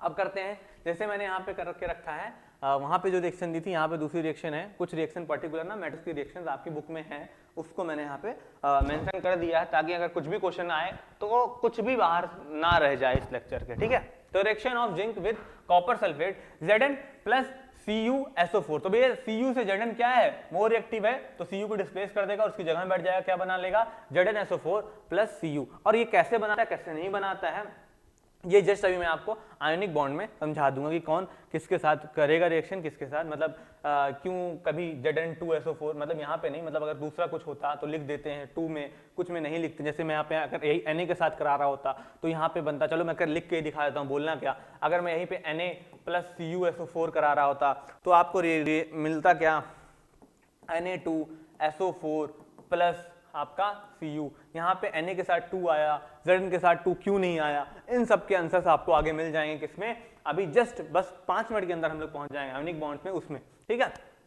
तो भैया कुछ ऑब्जर्वेशन करिएगा यहाँ पे कि भैया जिंक को अगर मैं क्या करूँ कॉपर सल्फेट के साथ रिलेट कराऊं तो भैया फिजिकली भी क्या चीजें दिखेंगी। तो यहाँ पे समझिएगा कि भैया जो कॉपर सल्फेट होता है ब्लू कलर का होता है, दोबारा नहीं बताऊंगा, याद रखिए कॉपर सल्फेट किस कलर का होता है, पूरे के पूरे चैप्टर में जो कलर आप बता रहा हूँ वो कलर आपको होने चाहिए याद। तो भैया कॉपर सल्फेट किस कलर का होता है, भैया ब्लू कलर का होता है, किस कलर का, ब्लू कलर का होता है, ठीक है। और जो आपका भैया इसमें जैसे ही आप क्या करोगे, जिंक डालोगे, क्या डालोगे, जिंक डालोगे, तो भैया ये लिक्विड पूरा का पूरा क्या हो जाएगा, आपका सॉल्यूशन, आपका पूरा का पूरा मतलब वो सॉल्ट क्या हो जाएगा, कलरलेस हो जाएगा। क्यों, क्योंकि जो जिंक सल्फेट होता है, याद रखिएगा दूसरा colour zinc sulphate, zinc sulphate किस कलर का होता है, कलरलेस होता है। किस कलर का होता है, कलरलेस। कलर का क्या पूछ रहे हो भैया, कलरलेस होता है, सीधी सी बात, समझिएगा। भैया दूसरे कलर की तरफ बढ़ते हैं। भैया यहाँ पे हमने पढ़ा कि ब्लू कलर का लिक्विड है जिसको हम लोग कॉपर सल्फेट बोल रहे हैं, वो तो बाद में, चलो अगर मैं कह रहा हूँ कुछ भी नहीं पता, आप समझ लीजिए एक ब्लू कलर का लिक्विड दिया, उसमें कुछ मैंने ऊपर डाला और वो किस कलर का हो गया, कलरलेस हो गया। कैसा हो गया, कलरलेस हो गया। तो यहाँ पे याद रखिएगा जो ब्लू कलर का लिक्विड के नाम हम लोग देंगे, ऐसा क्वेश्चन बनते हैं, एक्स और वाई है, एक्स का एक सॉल्यूशन है उसमें वाई मैंने डाला तो वो कलरलेस हो गया। तो याद रखिएगा एक्स क्या होगा यहाँ पे, कॉपर सल्फेट होगा, क्योंकि ब्लू कलर किसका होता है, कॉपर सल्फेट का होता है, और कलरलेस होते क्या हो जाएगा आपका ये जिंक बन गया। अच्छा ठीक है, समझ में आ रहा है कि नहीं आ रहा है। और नीचे रेडिश ब्राउन कॉपर मेटल आपका क्या हो जाएगा, नीचे डिपॉजिट हो जाएगा। क्या हो जाएगा, डिपॉजिट, मतलब नीचे सेटल डाउन हो जाएगा, इकट्ठा हो जाएगा। समझ में आ रहा है कि नहीं आ रहा है, यहाँ तक कोई दिक्कत हो तो बताइए प्लीज, यहाँ तक कोई दिक्कत हो तो बताइए। 46 मिनट्स हो चुकी है क्लास, लगभग 1.5 घंटे में इसको प्रयास करेंगे खत्म कर दें, लगभग आधा चैप्टर हो चुका है आपका, ठीक है भैया। आगे बढ़ते हैं, reaction of iron with copper sulphate. भैया ये देख सुन लीजिएगा, भैया कॉपर सल्फेट तो ब्लू कलर का होता है। अब ये थोड़ा सा और सुन लीजिए कि जो भैया आयरन सल्फेट होता है वो किस कलर का होता है, आपका लाइट ग्रीन, पेल ग्रीन भी कई जगह लिखा रहता है, ठीक है। किस कलर का होता है, लाइट ग्रीन कलर का होता है। तो भैया जैसे ही मैं क्या करूंगा, ब्लू कलर के कॉपर सल्फेट में अपना आयरन डालूंगा तो मुझको मिलेगा क्या, ब्लू कलर से वो किसमें टर्न होने लगेगा, किसमें चेंज होने लगेगा, लाइट ग्रीन, पेल ग्रीन में चेंज होने लगेगा, ठीक है। तो भैया यहाँ पे हमें समझ में आ जाएगा कि भैया यहाँ पे भी डिस्प्लेसमेंट रिएक्शन हो गई। तो भैया यहाँ पे क्या होगा, ब्लू कलर का CuSO4 कॉपर सल्फेट किस कलर में चेंज होने लगेगा, ग्रीन कलर में चेंज होना है, क्योंकि भैया उसमें फॉर्म होने लगेगा FeSO4। क्यों यहाँ पे फॉर्म होने लगेगा, क्योंकि कॉपर से आयरन क्या है, रिएक्टिव है। आयरन क्या है, रिएक्टिव है। रिएक्टिविटी सीरीज लिख ली होगी आप लोगों ने, इसको जल्दी जल्दी देखो कॉपी में, सामने रिएक्टिविटी सीरीज लिख के चिपका लो, याद होनी चाहिए भैया, ये बता देता हूँ मैं आपको। तो भैया और नीचे भैया नीचे फिर रेडिश कलर का आपका क्या हो जाएगा, कॉपर नीचे डिपॉजिट हो जाएगा, ठीक है। समझ में आ रहा है, सॉरी यहाँ पे क्या है, हाँ नीचे आपका क्या हो जाएगा, रेडिश कॉपर क्या हो जाएगा, डिपॉजिट हो जाएगा। यहाँ तक कोई दिक्कत, ठीक है भैया। अच्छा मैं अगर यहीं पे क्या करता भैया, Cu प्लस ZnSO4 कराता, भैया कोई रिएक्शन नहीं हो। क्यों भैया, क्योंकि Zn से Cu मोर रिएक्टिव है क्या, नहीं भैया लेस रिएक्टिव है। लेस रिएक्टिव कैसे हटा लेगा भाई, नहीं हटा पाएगा। समझ में आ रहा है कि नहीं आ रहा है, कोई दिक्कत यहाँ तक, बहुत स्पीड से जा रहे हैं, अगर समझ में ना आ रहा हो तो भैया बहुत स्पीड से पढ़ा रहे हैं, ज़्यादा तेज लग रहा हो ना तो चैप्टर उसको यूट्यूब पे एक क्या है आता है, क्या आता है, हाँ वो ऊपर आता है ना स्पीड को स्लो करने वाला, जो भी उसको कहते हैं, आप लोग समझ लीजिएगा, ठीक है। ऑब्जर्वेशन में भैया यहाँ पे भैया कोई कलर चेंज नहीं होगा। भैया जब रिएक्शन नहीं हो तो कलर कैसे चेंज हो जाएगा, समझ में आया कि नहीं आया, कोई दिक्कत यहाँ तक। चलिए आगे बढ़ते हैं, reaction of metals with non metal, reaction of metals with non metals, ठीक है। चलिए अच्छा एक मिनट, सॉरी मैंने आपको इसको लिखने का समय ही नहीं दिया, इसको आप लोग लिखिए, उसके बाद तुरंत हम लोग reaction with non metal start करते हैं। चलो आगे बढ़ते हैं फिर बहुत जल्दी। Reaction of metal with non metal. अच्छा मेरी बात सुनिएगा, एक चीज अब जो इंपॉर्टेंट टर्म यहां पे आने वाला है, जिससे आपके सारे के सारे कंसेप्ट ओपन हो जाएंगे, ये चीजें कैसे काम कर रही हैं, कैसे काम नहीं कर रही हैं। तो यहां पे ध्यान समझिएगा कि जो मेटल होता है और नॉन मेटल होते हैं आपस में आयोनिक बॉन्ड बनाते हैं। क्या होता है ये आयोनिक बॉन्ड, ये सुनिएगा भैया। मेटल क्या होते हैं, थोड़ा सा उनके पास आउटर मोस्ट सेल में जो इलेक्ट्रॉन होते हैं वो उनको क्या करना चाहते हैं, लॉस करना चाहते हैं, और वहीं पे जो नॉन मेटल होते हैं उनके आउटर मोस्ट इलेक्ट्रॉन में आउटर मोस्ट सेल में इलेक्ट्रॉन थोड़ा ज़्यादा होते हैं, इसलिए वो क्या करना चाहते हैं, इलेक्ट्रॉन्स को गेन करना चाहते हैं। बस इन्हीं शेयरिंग मतलब लॉस या गेन के बीच का जो फंक्शन है, इसी को हम लोग मतलब जब आप किसी और के साथ बॉन्ड बनाए इलेक्ट्रॉन को गेन या लॉस करके, तो उसे कहते हैं आयोनिक बॉन्ड। सीधी सी बात कहिएगा, जब भी हम लोग क्या करेंगे, किसी से बॉन्ड बनाएंगे इलेक्ट्रॉन को ले या देकर, तो उसे बोलेंगे हम लोग, हम दोनों के बीच में क्या है, आयोनिक बॉन्ड है। ठीक है, आओ समझते हैं कि when metal react with non metal they form ionic bond, सीधी सी बात है। और साथ ही साथ इसको एक और नाम जानते हैं, इलेक्ट्रोवैलेंट कंपाउंड्स के नाम से। आयोनिक बॉन्ड्स को हम लोग इलेक्ट्रोवैलेंट कंपाउंड के नाम से भी जानते हैं। जनरली ये सुनने को नहीं मिलेगा, फिर भी कहीं इन द सेंस अगर आ जाए तो आप लोगों को पता होना चाहिए। ठीक है, क्यों भैया, क्योंकि ये फॉर्म होते हैं इलेक्ट्रॉन के ट्रांसफर होने से। ठीक है, जनरल एक्सप्लेनेशन समझिएगा भैया। क्यों भैया, देखो जैसे मैंने कहा यहाँ पे Na कहा, अच्छा आपको पता होगा Na सोडियम के आउटर मोस्ट में सिर्फ एक इलेक्ट्रॉन होता है ना, इसलिए वो क्या करेगा, 7 इलेक्ट्रॉन लेके आने से बढ़िया नोबल गैस की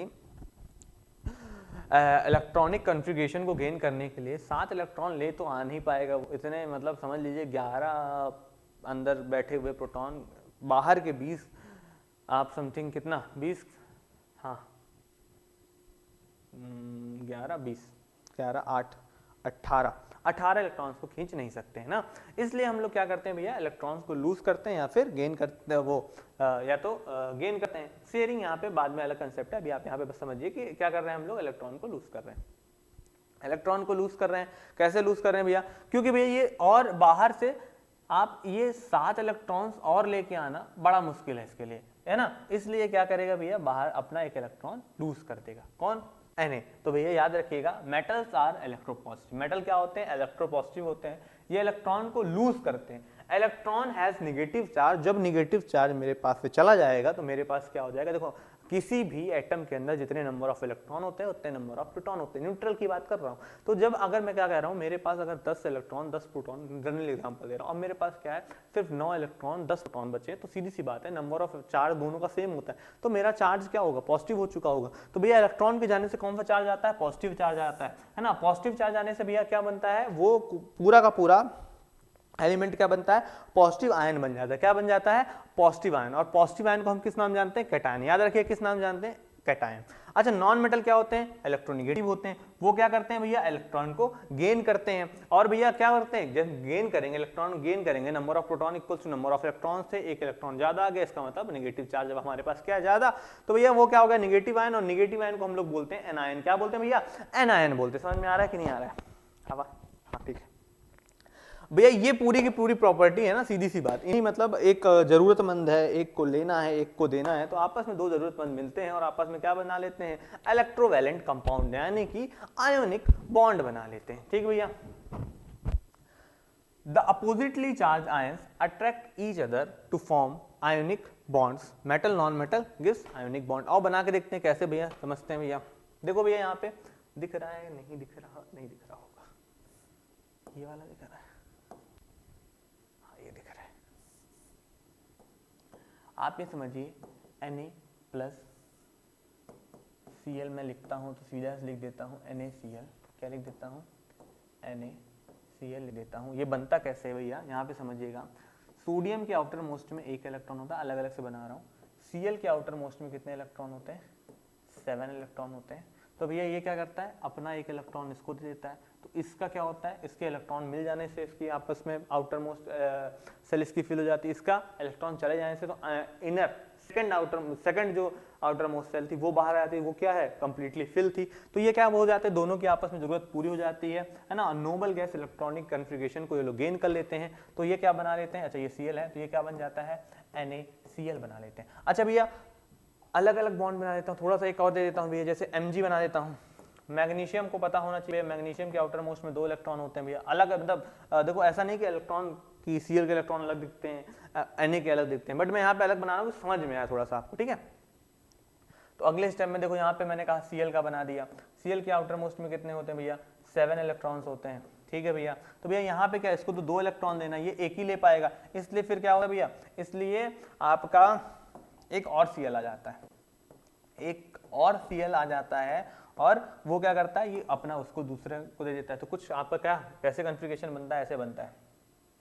अगर लिखने, अगर आप लोग जाएं कुछ बुक में ऐसा लिखा होगा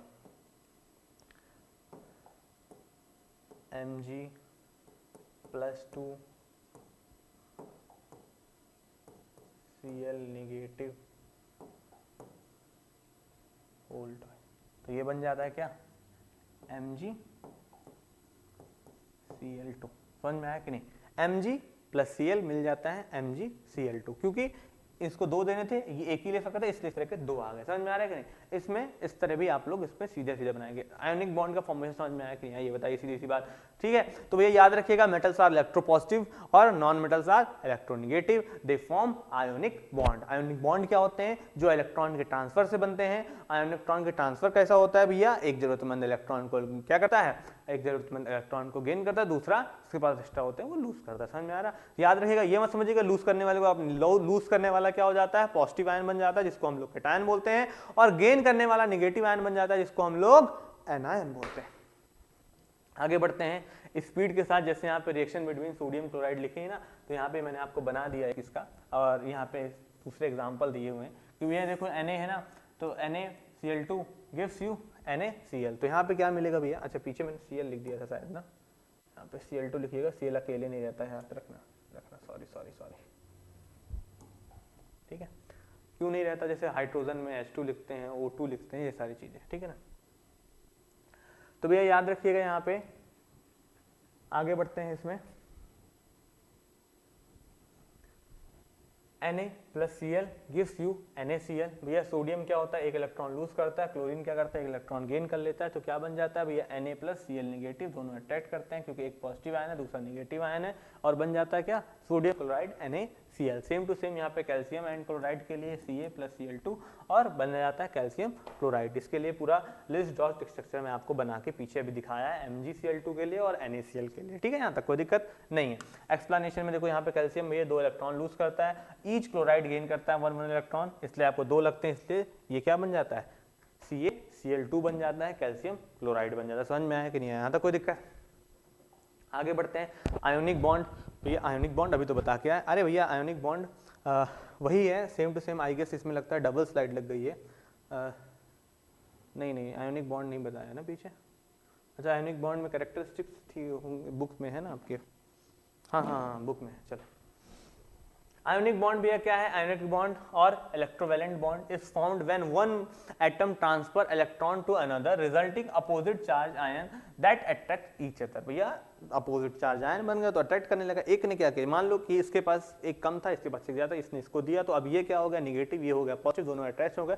और इन्होंने क्या किया, एक कंपाउंड बना लिया। यही कंपाउंड क्या है, किसके द्वारा बनाया गया, जो इनके बीच में बॉन्ड बनाया गया, उन बॉन्ड को क्या बोला हमने, आयोनिक बॉन्ड बोला। ठीक है, यहाँ पे देखो स्टेप्स देख लेते हैं। अब ये तो स्टेप तो अभी कवर करके हैं भैया।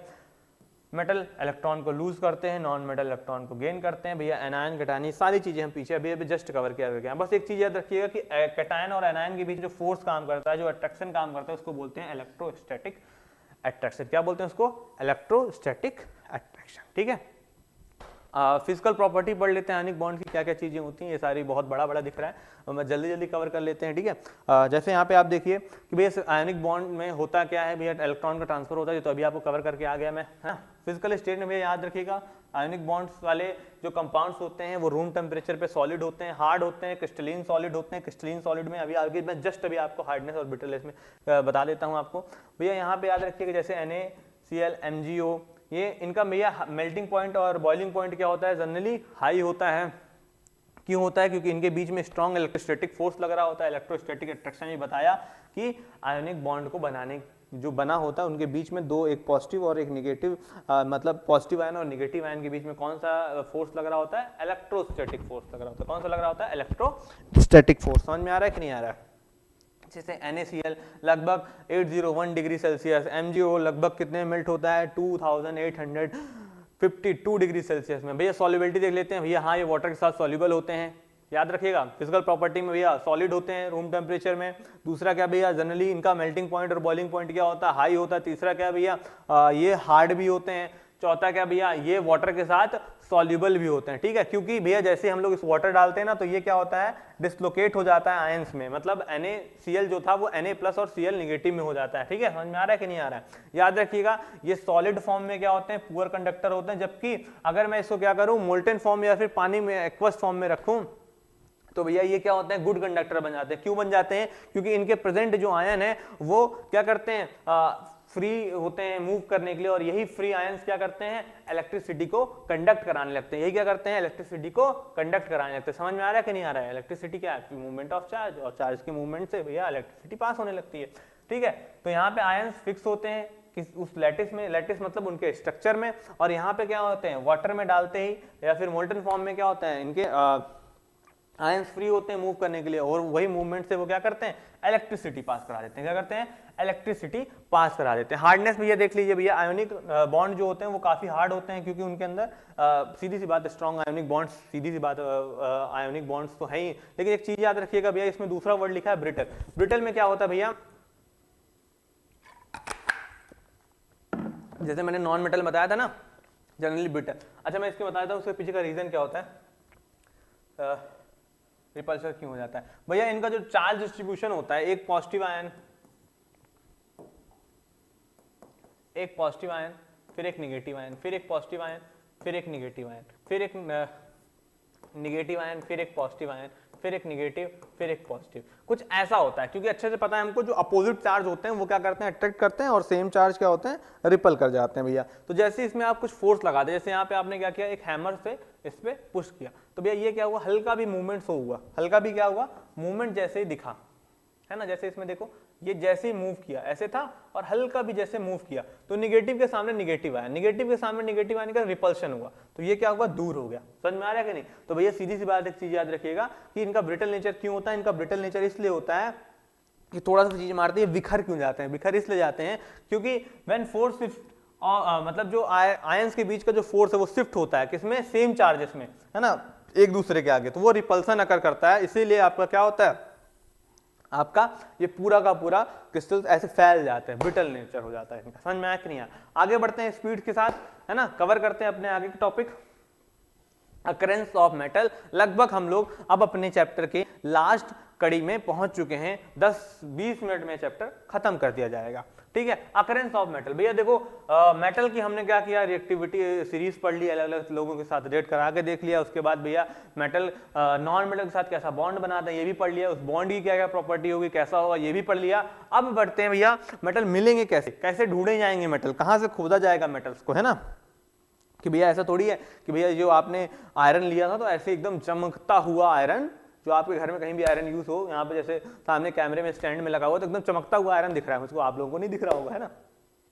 लेकिन आप लोग समझ जाइए बस कि यहाँ पे क्या जो आयरन यूज होता है, ऐसा थोड़ी एकदम पॉलिश आयरन रखा होगा, कहीं ना कहीं मतलब ये कहीं इम्प्योरिटीज के साथ मिला हुआ, गंदगी में पड़ा हुआ मिलेगा। फिर उसके बाद मैंने जो वर्कर्स होंगे आयरन फैक्ट्री उन्होंने निकाला होगा, प्योर किया होगा, कैसे प्योर किया होगा, और समझते हैं उसमें भी क्या केमिस्ट्री लगती है, कहाँ नहीं लगती है, और ये सारी चीज़ें अच्छे से एकदम बढ़िया समझते हैं। काफ़ी देर के पैनल यूज़ करने से आंखें दर्द होने लगी, चश्मा लगा लीजिए, अच्छे लग रहे हैं। चलो, metals are naturally found in earth crust. भैया नेचुरली अर्थ क्रस्ट में मिल जाते हैं, हाँ मिल जाते हैं, ठीक है भैया। लेकिन भैया एक चीज़ हमेशा याद रखना कि वो जिस फॉर्म में आपको अभी दिख रहे हैं ना, वो हमेशा उस फॉर्म में नहीं मिलते हैं, है ना। क्यों, क्योंकि भैया कुछ अभी हमने रिएक्टिविटी में पढ़ी, तो कई सारे मेटल क्या होते हैं जब अर्थ क्रस्ट में पड़े हैं तो कहीं ना कहीं किसी ना किसी के साथ रिएक्ट कर लेंगे। जब रिएक्ट कर लेंगे तो भैया वो उस फॉर्म में आपको मिलेंगे नहीं, है ना। तो उसमें जब रिएक्टेड फॉर्म में मिलेंगे तो कैसे आप उसको प्योर फॉर्म में निकालेंगे, बस इसमें हम एक्सट्रैक्शन ऑफ मेटल का यही मतलब होता है। तो भैया याद रखना कि हम ना दो टाइप ऑफ मेटल हमें क्रस्ट में मिलते हैं, एक नेटिव स्टेट में मिलता है, एक किसमें मिलता है, कंबाइंड फॉर्म में मिलता है ना। नेटिव स्टेट में एक चीज याद रखिएगा, जो लेस रिएक्टिव मेटल्स होते हैं जैसे गोल्ड, सिल्वर, प्लेटिनम, कॉपर, ये सब क्या होता है लेस रिएक्टिव होते हैं। ये अगर क्रस्ट में पड़े भी हैं, कहीं रखे भी हैं, तो रिएक्शन तो किसी के साथ कर नहीं रहे। तो भैया ये कैसे मिलते हैं, जिस फॉर्म में एकदम फ्री अकरेंस में ऐसे ही नॉर्मल मिल जाते हैं, ठीक है। थोड़ा बहुत गंदगी तो लगी होगी, धूल मिट्टी, बाकी उसमें कोई केमिकली किसी के साथ बॉन्डेड जनरली नहीं मिलेंगे। समझ में आ रहा है कि नहीं, है ना। तो यहाँ पे metals that occurs in natural in free metallic state, है ना, उसी को हम लोग जैसे बोलते हैं क्या, नेटिव स्टेट, है ना। ये भैया बहुत लेस रिएक्टिव होते हैं, इसलिए ये किसी का ऑक्सीजन के साथ या सल्फर के साथ किसी के साथ कंबाइंड नहीं दिखते हैं, ठीक है। फिर आते हैं कंबाइंड स्टेट। भैया कंबाइंड किसके लिए होगा, सीधी सी बात, ये लेस के लिए तो वो रिएक्टिव के लिए होगा या मॉडरेट के लिए होगा।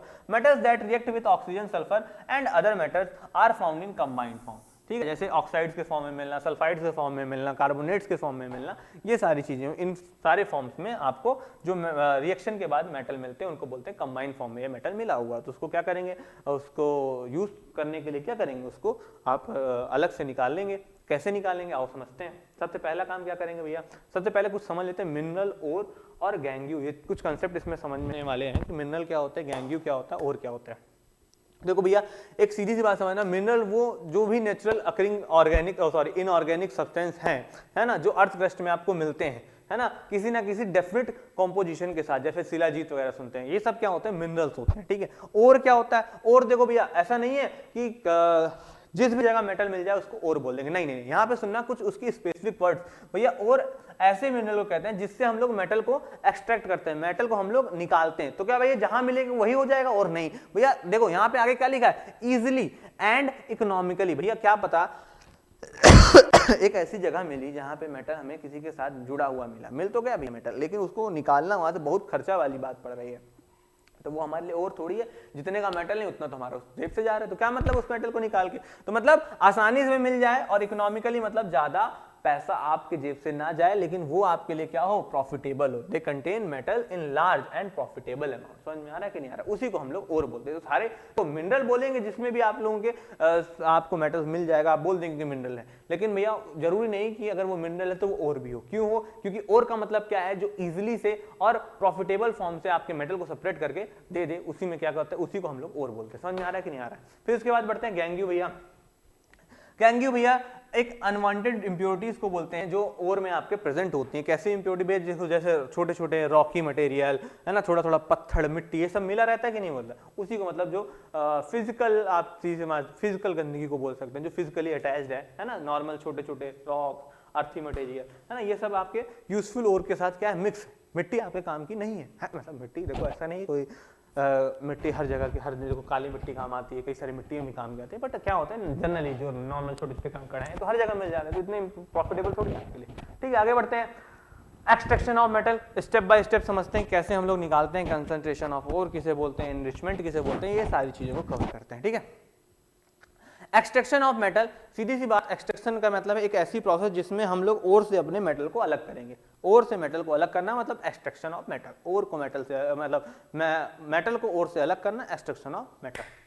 तो सबसे पहला स्टेप क्या करेंगे, स्टेप बाय स्टेप समझते हैं, है ना। एनसीईआरटी थोड़ा अलग अलग तरीके से, लेकिन हम स्टेप बाय स्टेप इस सारी चीजों को कवर करेंगे।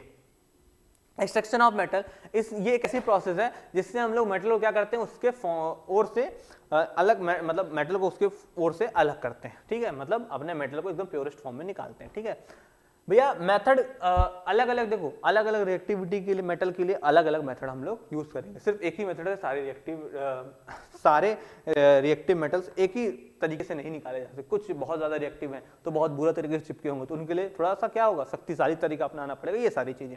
तो भैया आते हैं, सबसे पहले क्या करते हैं, concentration of ore, concentration of ore या फिर ओर इनरिचमेंट के नाम से भी इसे जाना जाता है बुक्स में। तो इसमें क्या है, इम्प्योरिटीज रिमूव करते हैं, जिसको गैंग्यू पढ़ा। गैंग्यू क्या थी, जो नॉर्मल मिट्टी वगैरह, कंकड़ वगैरह वाली गंदगी थी, उनको हटाते हैं।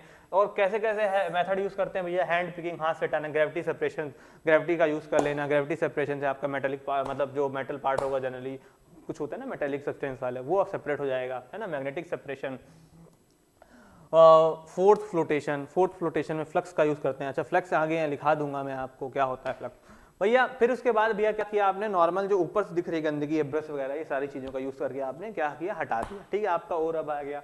अब और क्या, अगर क्या है, किस फॉर्म में होगा भैया, नॉर्मल नेटिव स्टेट में होगा तो गंदगी हटाते ही आपको मिलेगा, लेकिन अगर नेटिव स्टेट में ना हो, किस में हो, नेटिव स्टेट में ना हो, तब क्या करेंगे। देखिए, जब नेटिव स्टेट में नहीं होगा तब आपको थोड़ा सा मेहनत करनी पड़ेगी। क्या करना पड़ेगा भैया, यहाँ पे दो वर्ड लिखा हुआ है, रोस्टिंग और कैल्सिलेशन। भैया देखो, या तो भैया आपका जो ओर है वो सल्फाइड की फॉर्म में मिलेगा, या तो ऑक्साइड की फॉर्म में मिलेगा, या कार्बोनेट के फॉर्म में मिलेगा। कैसे मिलेगा आओ समझते हैं। अगर सल्फाइड के फॉर्म में मिलेगा जैसे ZnS, ठीक है, जिंक सल्फाइड के फॉर्म में मिलेगा, तो इसको भैया क्या करेंगे, ऑक्सीजन के प्रेजेंस में हीट करेंगे, मतलब आप ना और उठाएंगे, वो क्या है सल्फाइड के साथ, सल्फर के साथ रिएक्ट करके आया हुआ है, तो उसके लिए क्या करेंगे, उसको ऑक्सीजन के प्रेजेंस में हीट करेंगे। जब हम लोग उसको ऑक्सीजन के प्रेजेंस में हीट करेंगे ना, तो भैया ये सल्फर हट जाएगा और उसकी जगह क्या लग जाएगा, ऑक्सीजन लग जाएगा, तो बन जाएगा जिंक ऑक्साइड प्लस SO2, ठीक है, ठीक है भैया।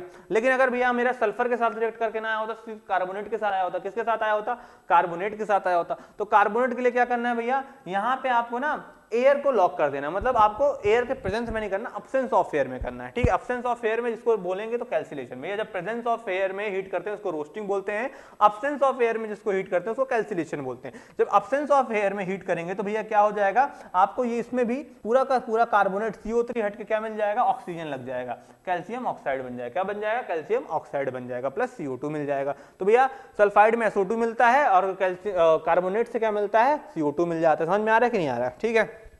उसके बाद इस मेथड का हम लोग एक, जब हमें ऑक्साइड मिल गया, क्या मिल गया, ऑक्साइड मिल गया। अभी ऑक्साइड वाला आप लोगों ने पढ़ा, में भी आप लोगों ने ध्यान दिया हो या ना दिया हो, अगर जिसने नहीं दिया है तो उसने अपने साथ बहुत गलत किया है ना, उसे ध्यान देना चाहिए था। समझ में आ रहा है कि नहीं आ रहा है। तो भैया जब ऑक्साइड मिल गया, ऑक्साइड मिलने के बाद क्या करेंगे, कन्वर्ट करेंगे मेटल ऑक्साइड को metal using a suitable reducing agent, किसी ना किसी रिड्यूसिंग एजेंट का यूज करके हम क्या करेंगे, आपके ऑक्सीजन को उससे क्या करेंगे, कंबाइन कराएंगे, किसको, मेटल को, मतलब मेटल तो ऑक्सीजन के साथ कंबाइन में, तो जो सब्सटेंस यूज करेंगे उससे ऑक्सीजन कंबाइंड हो जाएगा और हमारा क्या हो जाएगा, मेटल एकदम बढ़िया से निकल आएगा, ठीक है। आओ देखते हैं कैसे भैया रिड्यूसिंग एजेंट क्या होगा, आओ देखते हैं। रिड्यूसिंग एजेंट हम लोग कार्बन का यूज करेंगे, जैसे कि मैं यहाँ पे एक रिएक्शन लिखता हूँ ZnO + C, तो आपको पता क्या मिल जाएगा, यहाँ पे मिल जाएगा Zn + CO, कार्बन मोनोऑक्साइड। समझ में आ रहा है ना, और ये Zn आपका प्योरेस्ट फॉर्म में निकल गया। समझ में आ रहा है कि नहीं आ रहा। क्या भैया सभी के लिए हम लोग कार्बन यूज करेंगे, नहीं, कुछ जगह भैया आप लोग ना कार्बन यूज करते हैं, कुछ जगह आप लोग यूज करते हैं एल्युमिनियम, और कुछ जगह आप लोग उससे लेस, मतलब उससे मोर रिएक्टिव मेटल यूज कर लेते हैं, ठीक है, तो वो आसानी से हट जाता है, ठीक है। रिड्यूसिंग एजेंट में यहाँ पे जैसे कार्बन के लिए मैंने आपको एक रिएक्शन लिखा दी। उसके बाद भैया एक्सट्रैक्शन ऑफ कॉमन मेटल्स की, जैसे जो जो नॉर्मल कॉमन मेटल्स है ना, जैसे सोडियम, जिनके बारे में अभी तक हम लोग पढ़ के आए हैं, उनके बारे में हम लोग कवर कर लेते हैं, ठीक है। जैसे यहाँ पे देखिए जो हाईली रिएक्टिव मेटल है, सोडियम, पोटेशियम, एल्युमिनियम, वो आसानी से कार्बन से रिड्यूस तो नहीं होते, इसलिए हम लोग उसके लिए क्या करते हैं, इलेक्ट्रोलाइसिस करते हैं। इलेक्ट्रोलाइसिस क्या होती है, बस जस्ट अभी आगे बताता हूँ। उसके लिए क्या करते हैं, इलेक्ट्रोलाइसिस करते हैं। जैसे एल्युमिनियम फ्रॉम बॉक्साइड, बॉक्साइड उसका और बोलते हैं ना, एल्युमिनियम मतलब बॉक्साइड किसको बोलते हैं, सीधी सी बात, जो oxide form of aluminium oxide इसको है ना, उसी को आप लोग बॉक्साइड भी कहते हैं। क्या बोलते हैं, बॉक्साइड भी के नाम जानते हैं, ठीक है। तो एल्युमिनियम बॉक्साइड से जो हम लोग निकालते हैं, उसके लिए क्या करते हैं, आप लोग क्या करते हैं, इलेक्ट्रोलाइसिस करते हैं। क्या करते हैं, इलेक्ट्रोलाइसिस करते हैं।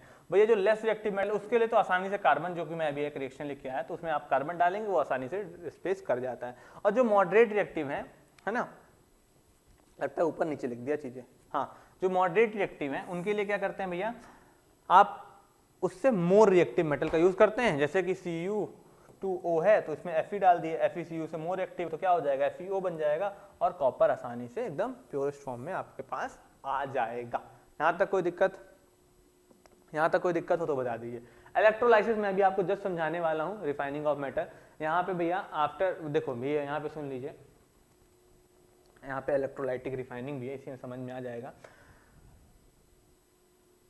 भैया। यहाँ पे देखिए आफ्टर एक्सट्रैक्शन कभी कभी की ना, फिर भी आपका जो मेटल है वो इम्प्योरिटीज गेन किए रहता है। जैसे कि कुछ प्रीशियस मेटल होते हैं, जैसे गोल्ड, सिल्वर, कॉपर, ये ना इनको आपको बहुत ज़्यादा हाईली प्योरिटी मेटल चाहिए होता है अगर, तो उसके लिए आप क्या करते हैं भैया, इलेक्ट्रोलाइटिक रिफाइनिंग करते हैं या फिर डिस्टिलेशन करते हैं। डिस्टिलेशन के लिए क्या करते हैं, जो लो मेल्टिंग पॉइंट वाले हैं, मतलब अगर आप हीट करेंगे तो जो लो मेल्टिंग पॉइंट वाले हैं वो जल्दी मेल्ट हो जाएंगे, तो उनको आप सेपरेट कर लेंगे, जैसे मरकरी हो गया, है ना। अच्छा ये फ्लक्स बता देता हूँ मेरी बात सुनिएगा, आपकी जो गैंग्यू प्रेजेंट है आपकी उसमें जो मेटलर्जिकल पूरी प्रोसेस करते हैं, इसमें आप लोग क्या करते हैं, एक केमिकल बोलते हैं उसको, फ्लक्स बोलते हैं उसको, अगर आप लोग डाल देते हैं उसके बाद क्या करते हैं आप लोग एक्सट्रैक्शन या फिर रिफाइनिंग आपने स्टार्ट करते हैं ना, तो वो पूरी की पूरी अगर हीट करते हैं ना तो वो पूरी की पूरी क्या होती है, इम्प्योरिटीज किसके फॉर्म में, वो जो गैंग्यू है ना वो कन्वर्ट हो जाती है स्लज के फॉर्म में। स्लज क्या होता है, एक तरीके से मान लीजिए कि पूरा का पूरा जैसे इम्प्योरिटीज आपने हीट किया, आपने इसमें फ्लक्स डाल दिया, एक बाउल लिया उसमें हीट किया, उसमें आपने स्लज डाल दिया, तो जो इम्प्योरिटीज है वो फ्लक्स के साथ मिलकर स्लज बना लेगी। वो स्लज क्या होता है, ऊपर फ्लोटेबल होता है, तो वो जैसे फ्लोट करने लगेगा तो आप क्या करेंगे, आसानी से मोल्टन फॉर्म में उसको ऊपर से स्लज को निकाल के अलग कर देंगे। अब आपके नीचे पूरा का पूरा जितने भी इम्प्योरिटीज थे वो ऊपर आ गई स्लज के साथ मिलकर, तो एकदम प्योरेस्ट फॉर्म में आपको मेटल मिल गया, ठीक है। लेकिन दूसरा क्या है आपका इलेक्ट्रोलाइटिक रिफाइनिंग, उसको कवर करते हैं। इलेक्ट्रोलाइटिक रिफाइनिंग को बुक नहीं लगी, पेपर फोटो नहीं है, देखते हैं। अगर आपको किस्मत अच्छी हो तो शायद एनसीईआरटी की फोटो मैंने ऑफलाइन क्लास के लिए बोर्ड में लगाई थी, तो मे भी आपको मिल जाए। मिल गई इलेक्ट्रोलाइटिक रिफाइनिंग। याद रखिएगा भैया यहाँ पे होता क्या है, मेरी बात समझिएगा। यहाँ पे अपना इम्प्योर मेटल आप पूरा लगाते हैं, इम्प्योर जो भी इम्प्योरिटी के साथ पूरा है ना, आफ्टर एक्सट्रैक्शन थोड़ा बहुत इम्प्योरिटी वाला मेटल जो है वो आप इसमें यहाँ पे लगा दिए। यहाँ पे आप क्या करते हैं, एकदम प्योर थोड़ा सा एकदम थिन प्लेट लगाते हैं, किसकी, प्योर कॉपर के, कॉपर का मैं बता रहा हूँ यहाँ पे, ठीक है। और यहाँ पे आपने डाल दिया कौन सा, CuSO4 डाल दिया, CuSO4, ठीक है। इलेक्ट्रोलाइट डाल दिया, जो कि इलेक्ट्रोलाइट क्या होता है, जो अपने अंदर से इलेक्ट्रिसिटी को कंडक्ट करने देता है। भैया याद रखिएगा हमेशा बैटरी का पॉजिटिव टर्मिनल किसके तरफ रखिएगा, जो कि आपको पूरा का पूरा अभी अभी आप किसके बाद निकाल के लाए हैं, एक्सट्रैक्शन के बाद जो मेटल लेके आए हैं उसकी तरफ रखिएगा। उसकी तरफ रखने से क्या होगा, उधर पॉजिटिव चार्ज आएगा वो एनोड बन जाएगा, जिधर नेगेटिव आएगा वो कैथोड बन जाएगा। समझिएगा मेरी बात को। उसके बाद जैसे ही आप क्या करोगे, अपने की को ऑन करोगे, की को ऑन करते ही आपकी कुछ रिएक्शंस टेक प्लेस होंगी। क्या रिएक्शन टेक प्लेस होगी भैया, यहाँ से भैया आपका जो एनोड है, एनोड की रिएक्शन लिखूंगा यहाँ पे मैं, जो आपका एनोड है, एनोड में क्या होगा भैया, जो Cu है वो किसमें ब्रेक होने लगेगा, Cu+2 इलेक्ट्रॉन, Cu+2 इलेक्ट्रॉन्स में ब्रेक होने लगेगा। वो इलेक्ट्रॉन्स आपके इधर पहुंचेंगे, इधर से आपके इलेक्ट्रॉन इधर आ जाएंगे, और अंदर जो लिक्विड के अंदर इलेक्ट्रिसिटी यहाँ कंडक्ट हो रही होगी वो आयंस के थ्रू हो रही होगी। ये Cu+2 ब्रेक होना है इसके थ्रू, ठीक है, क्योंकि CuSO4 एक सॉल्ट है, ये भी आयंस में ब्रेक हो चुका होगा। उसके बाद भैया इधर जो आपके इधर से ब्रेक हुए ना, किसमें, Cu+2 निकले, ये इधर आपके पहुंचे किधर, आपके इधर पहुंचे किसमें, कैथोड में। कैथोड में पहुंचने, कैथोड की रिएक्शन लिखता हूं, कैथोड में पहुंचते भैया इसमें क्या हुआ, कैथोड में पहुंचते भैया आपका Cu+2 ने क्या किया, Cu+2 ने, Cu यहाँ पे दिख ना रहा होगा ना आपको, Cu+2 ने आपके 2 इलेक्ट्रॉन गेन किए और क्या बना लिया, कॉपर बना लिया। क्या बना लिया, कॉपर बना लिया। और कॉपर बनाते ही क्या हुआ, कॉपर बनाते ही क्या हुआ भैया, धीरे धीरे आपको समझ में आने लगा कि भैया यहाँ से आपका ये कॉपर इधर से निकल के यहाँ पे डिपॉजिट होने लगा। कहाँ डिपॉजिट होने लगा, यहाँ डिपॉजिट होने लगा। और इसकी जो गंदगी थी, गंदगी थोड़ी आपकी आयन से बदली होगी, तो वो यहाँ पे नीचे इकट्ठा होगी। समझ में आया कि नहीं आया, कोई दिक्कत यहाँ तक, ठीक है। इसे कहते हैं इलेक्ट्रोलाइटिक रिफाइनिंग। क्या बोलते हैं, इलेक्ट्रोलाइटिक रिफाइनिंग, जब आपको बहुत ही ज्यादा प्योरेस्ट फॉर्म में आपको वो मेटल चाहिए होता है, ठीक है। आगे बढ़ते हैं, कोरोजन। कोरोजन क्या होता है भैया, अभी देखो आपको मैंने थोड़ा सा स्टार्टिंग में हिंट दिया है, फर्स्ट चैप्टर में आप लोगों ने पढ़ा होगा, अगर नहीं पढ़ा तो अभी पढ़ लेते हैं, अभी तो बहुत अच्छे से पढ़ेंगे,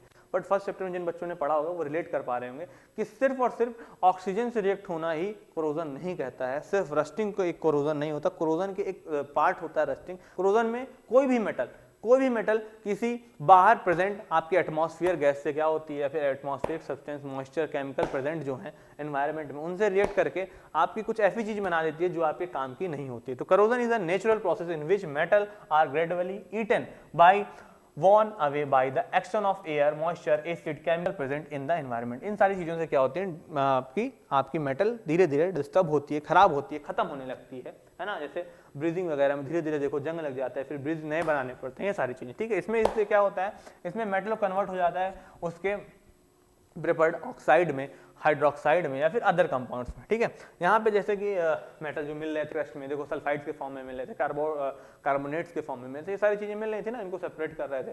तो भैया यहाँ पे रस्टिंग ऑफ आयरन भी एक कॉमन एग्जांपल है किसका, कोरोजन का। तो इसमें देखो आयरन रिएक्ट करता है किसके साथ, ऑक्सीजन और मॉइस्चर के साथ, और एक ब्राउन फ्लेक्सी चीज मिलती है जिसको हम लोग आयरन ऑक्साइड बोलते हैं, या फिर जनरल रस्ट के नाम से जानते हैं, जो कि हमारे लिए बहुत हार्मफुल होती है। वो क्या होती है भैया, हमारे हार्मफुल क्यों होती है, क्या हमें थोड़ी खाने, नहीं बेटा, हार्मफुल इसलिए होती है क्योंकि सालों सालों का बहुत खर्चा जाता है, इस पर बहुत ज़्यादा खर्च आता है, मेहनत करनी पड़ती है, मैकेनिक्स लगते हैं इन सारी चीज़ों को मैनेज करने के लिए।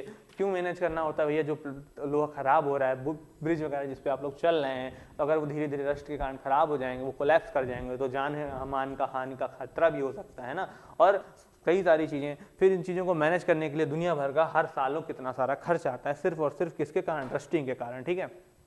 तो जो फ्री आयरन आपका प्रेजेंट है ना, मतलब आयरन आपका जो फ्री आयरन आपका कहाँ प्रेजेंट है, कहाँ पे, आपके सराउंडिंग में, आसपास अपने एटमॉस्फेयर में देखेंगे, अगर आप ध्यान से अगल बगल अपने आसपास देखें तो भैया यहाँ पे ऑक्सीजन भी प्रेजेंस है, आपको पता है भैया, मॉइस्चर भी आपके, वाटर वेपर्स भी आपके एटमॉस्फेयर में प्रेजेंट होते हैं। इन्हीं के कारण क्या होता है, ये क्या करते हैं, आपके आयरन में थोड़ा सा क्या करते हैं, रस्ट करने लगते हैं, ठीक है। अगर एक चीज़ याद रखना कि अगर या तो ऑक्सीजन एब्सेंट हो या तो फिर मॉइस्चर एब्सेंट हो, तो आपका रखा हुआ लोहा सेफ है। लेकिन अगर जब ये दोनों प्रेजेंट होंगे तभी रस्टिंग, या तो मॉइस्चर एब्सेंट कर दो या तो ऑक्सीजन एब्सेंट कर दो, तो लोहा नहीं लगेगा में, मतलब आपके आयरन में जंग नहीं लगेगा, बट मतलब रस्टिंग नहीं लगेगी। बट अगर दोनों प्रेजेंट है तो रस्टिंग होगी। और जनरली आपको पता है कि हमारे आसपास सराउंडिंग में दोनों चीज़ें प्रेजेंट होती हैं, इसलिए रस्टिंग हमारे सराउंडिंग में नॉर्मल सी बात है। इसमें केमिकल रिएक्शन क्या होती है, Fe+O2 + XH2O, कुछ मतलब X मतलब सम मॉलिक्यूल्स ऑफ वाटर वेपर। तो भैया ये बनाते क्या है,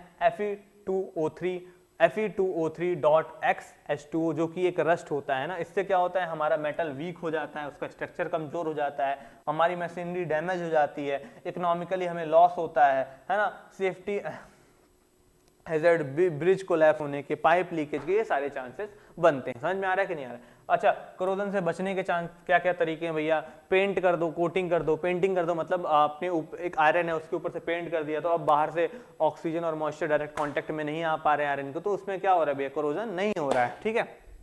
ग्रीजिंग, ऑयलिंग कर दोगे, ग्रीजिंग कर दोगे तो भी एक प्रोटेक्टिव फिल्म बन जा रही है, जिसके कारण भी क्या हो रहा है, आपकी बाहर से ऑक्सीजन डायरेक्ट कांटेक्ट में या मॉइस्चर नहीं आ रहा है, तो भी आपकी रस्टिंग अवॉइड हो रही है। गैल्वेनाइजेशन में भैया जिंक और आयरन है ना, जिंक और आयरन की दोस्ती कैसे, क्योंकि आयरन के ऊपर हम लोग क्या करते हैं, देखो मोल्टन फॉर्म में जिंक रखते हैं, आयरन को उसमें डिप करते हैं, तो क्या होता है, एक ऊपर क्या जिंक की एक प्रोटेक्टिव लेयर बन जाती है। जिंक तो इतना लेस रिएक्टिव होता है, तो आसानी से करोजन नहीं परफॉर्म करता है, तो जिसमें क्या होता है, आपका आयरन भी अंदर का सेफ रह जाता है। या फिर दूसरा तरीका एलॉइंग करना, मतलब दो मेटल्स को आपस में मिक्स कर दें। अच्छा, अभी एलॉय ना आगे नेक्स्ट टॉपिक है, बहुत अच्छे से एक्सप्लेन करता हूँ, बस अभी यहाँ पे सुन लीजिए, थोड़ा सा समझ लीजिए कि एलॉय में क्या होता है, more than two types of metals को हम लोग क्या करते हैं, या फिर नॉन मेटल भी हो सकता है, टू और more than two types of elements को आपस में क्या करते हैं, हम लोग मिक्स करते हैं, और इनको मिक्स करने से, मिक्सचर बनाने से इनका क्या होता है, कुछ नई प्रॉपर्टी ये लोग गेन कर लेते हैं, ठीक है।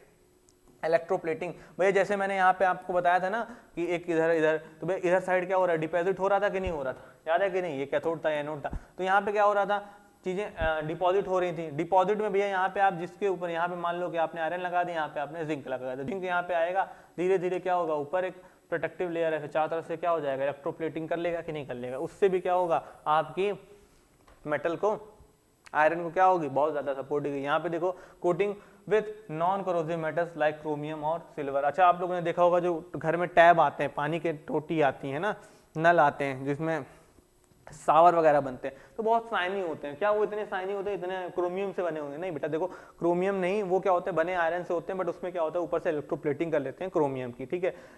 एनोडाइजिंग में यहाँ पे प्रोटेक्टिव लेयर ऑफ एल्युमिनियम की प्रोटेक्टिव लेयर ऊपर से लगा देते हैं, तो भैया उसमें भी क्या हो जाता है, देखो एल्युमिनियम याद करो, आपको मैंने स्टार्टिंग में बताया था कि एल्युमिनियम ऐसा है कि एल्युमिनियम अपने ऊपर ही एक अपनी पतली सी थिन ऑक्साइड लेयर बना देता है, वो अपने आप को प्रोटेक्ट कर लेता है। तो एल्युमिनियम को भी क्या करोगे, किसी के ऊपर क्या करोगे, थिन कोट कर दोगे, तो भैया वो भी क्या करेगा, आपके अंदर जो रिएक्टिव मेटल उसको सेव रखेगा, बाहर से ऑक्सीजन और मॉइस्चर को मिलने नहीं देगा। एलॉय में आते हैं, एलॉय क्या होते हैं भैया, एलॉय एक होमोजेनियस मिक्सचर होते हैं जिसमें दो या दो से ज़्यादा मेटल्स क्या होते हैं, और मेटल यहाँ पे क्या है, टू और मोर मेटल्स, और यहाँ पे लिख लीजिएगा मेटल एंड नॉन मेटल, हाँ ठीक है लिखा तो है, a metal and a non metal that are melted together then cool. ये आपस में मेल्ट किए जाते हैं, फिर कूल कर लिए जाते हैं, तो इससे एक अच्छा खासा ये मिक्सचर बन जाता है। और इसमें क्या होता है, इसके बनाने से क्या होता है, ये नई प्रॉपर्टियां गेन कर लेते हैं, इंप्रूव हो जाती है इनकी प्रॉपर्टियां उन अलग अलग ओरिजिनल मेटल से। जैसे कि भैया क्या क्या बना देते हैं, मतलब क्या चीजें हो जाती है। जो प्योर मेटल होता है ना, वो उससे कई सारे ड्रॉबैक होते हैं, जैसे softness, corrosion, low strength, high reactivity. But यहीं पे जो एलॉय होते हैं उनके पास क्या होती है, अपनी कुछ नई पावर होती है, कुछ नए स्ट्रेंथ होती हैं, जिसके कारण क्या होती हैं, वो बढ़िया चलते हैं। जैसे अभी यहाँ पे मैंने एग्जांपल दिया था, अब एग्जांपल समझाता हूँ कि यहाँ पे स्टेनलेस स्टील आप लोगों ने सुना होगा, इसमें आयरन, निकल और क्रोमियम ये आपस में मिक्स करके बना दिए जाते हैं, ठीक है। तीनों को हीट गर्म किया जाता है, मॉडर्न फॉर्म में जाता है, मिक्स कर दिया जाता है, उसके बाद ये क्या होता है, स्टेनलेस स्टील रहता है, इसमें जंग ही नहीं लगता और as compare to iron more tough होता है। समझ में आ रहा है कि नहीं? तो देखो भैया, हर तरफ से अपना ही प्रॉफिट। समझ में आ रहा है कि नहीं आ रहा है? ठीक है, यहाँ तक कोई डाउट हो तो बताइए। और इसी के साथ मेटल और नॉन मेटल हमने खत्म कर दिया है सिर्फ और सिर्फ 1 घंटे 10 मिनट में। और अब हम मिलते हैं 1 घंटे 10 मिनट या 1 घंटे 20 मिनट में। कितने में कवर किया जी? हाँ, जो भी है, अभी आपको वीडियो अपलोड होते दिख जाएगा कितने मिनट में कवर हुआ, लेकिन 1.5 घंटे से ऊपर का वीडियो नहीं गया है। और इस वीडियो को एक बार देखिए, ठीक है, और उसके बाद नोट्स बनाने के बाद इसको फिर 2x में दोबारा देखिए। जिससे क्या होगा, आपको इसके बताए गए सारे कंसेप्ट एकदम रट जाएंगे, सारे दिमाग में आ जाएंगे। और इसका आया हुआ एक भी क्वेश्चन अगर आपको बोर्ड में मिलता है तो आप उसको पक्का से पक्का बढ़िया से करके आएंगे, ठीक है। All the best for your board examination. Tata, bye bye.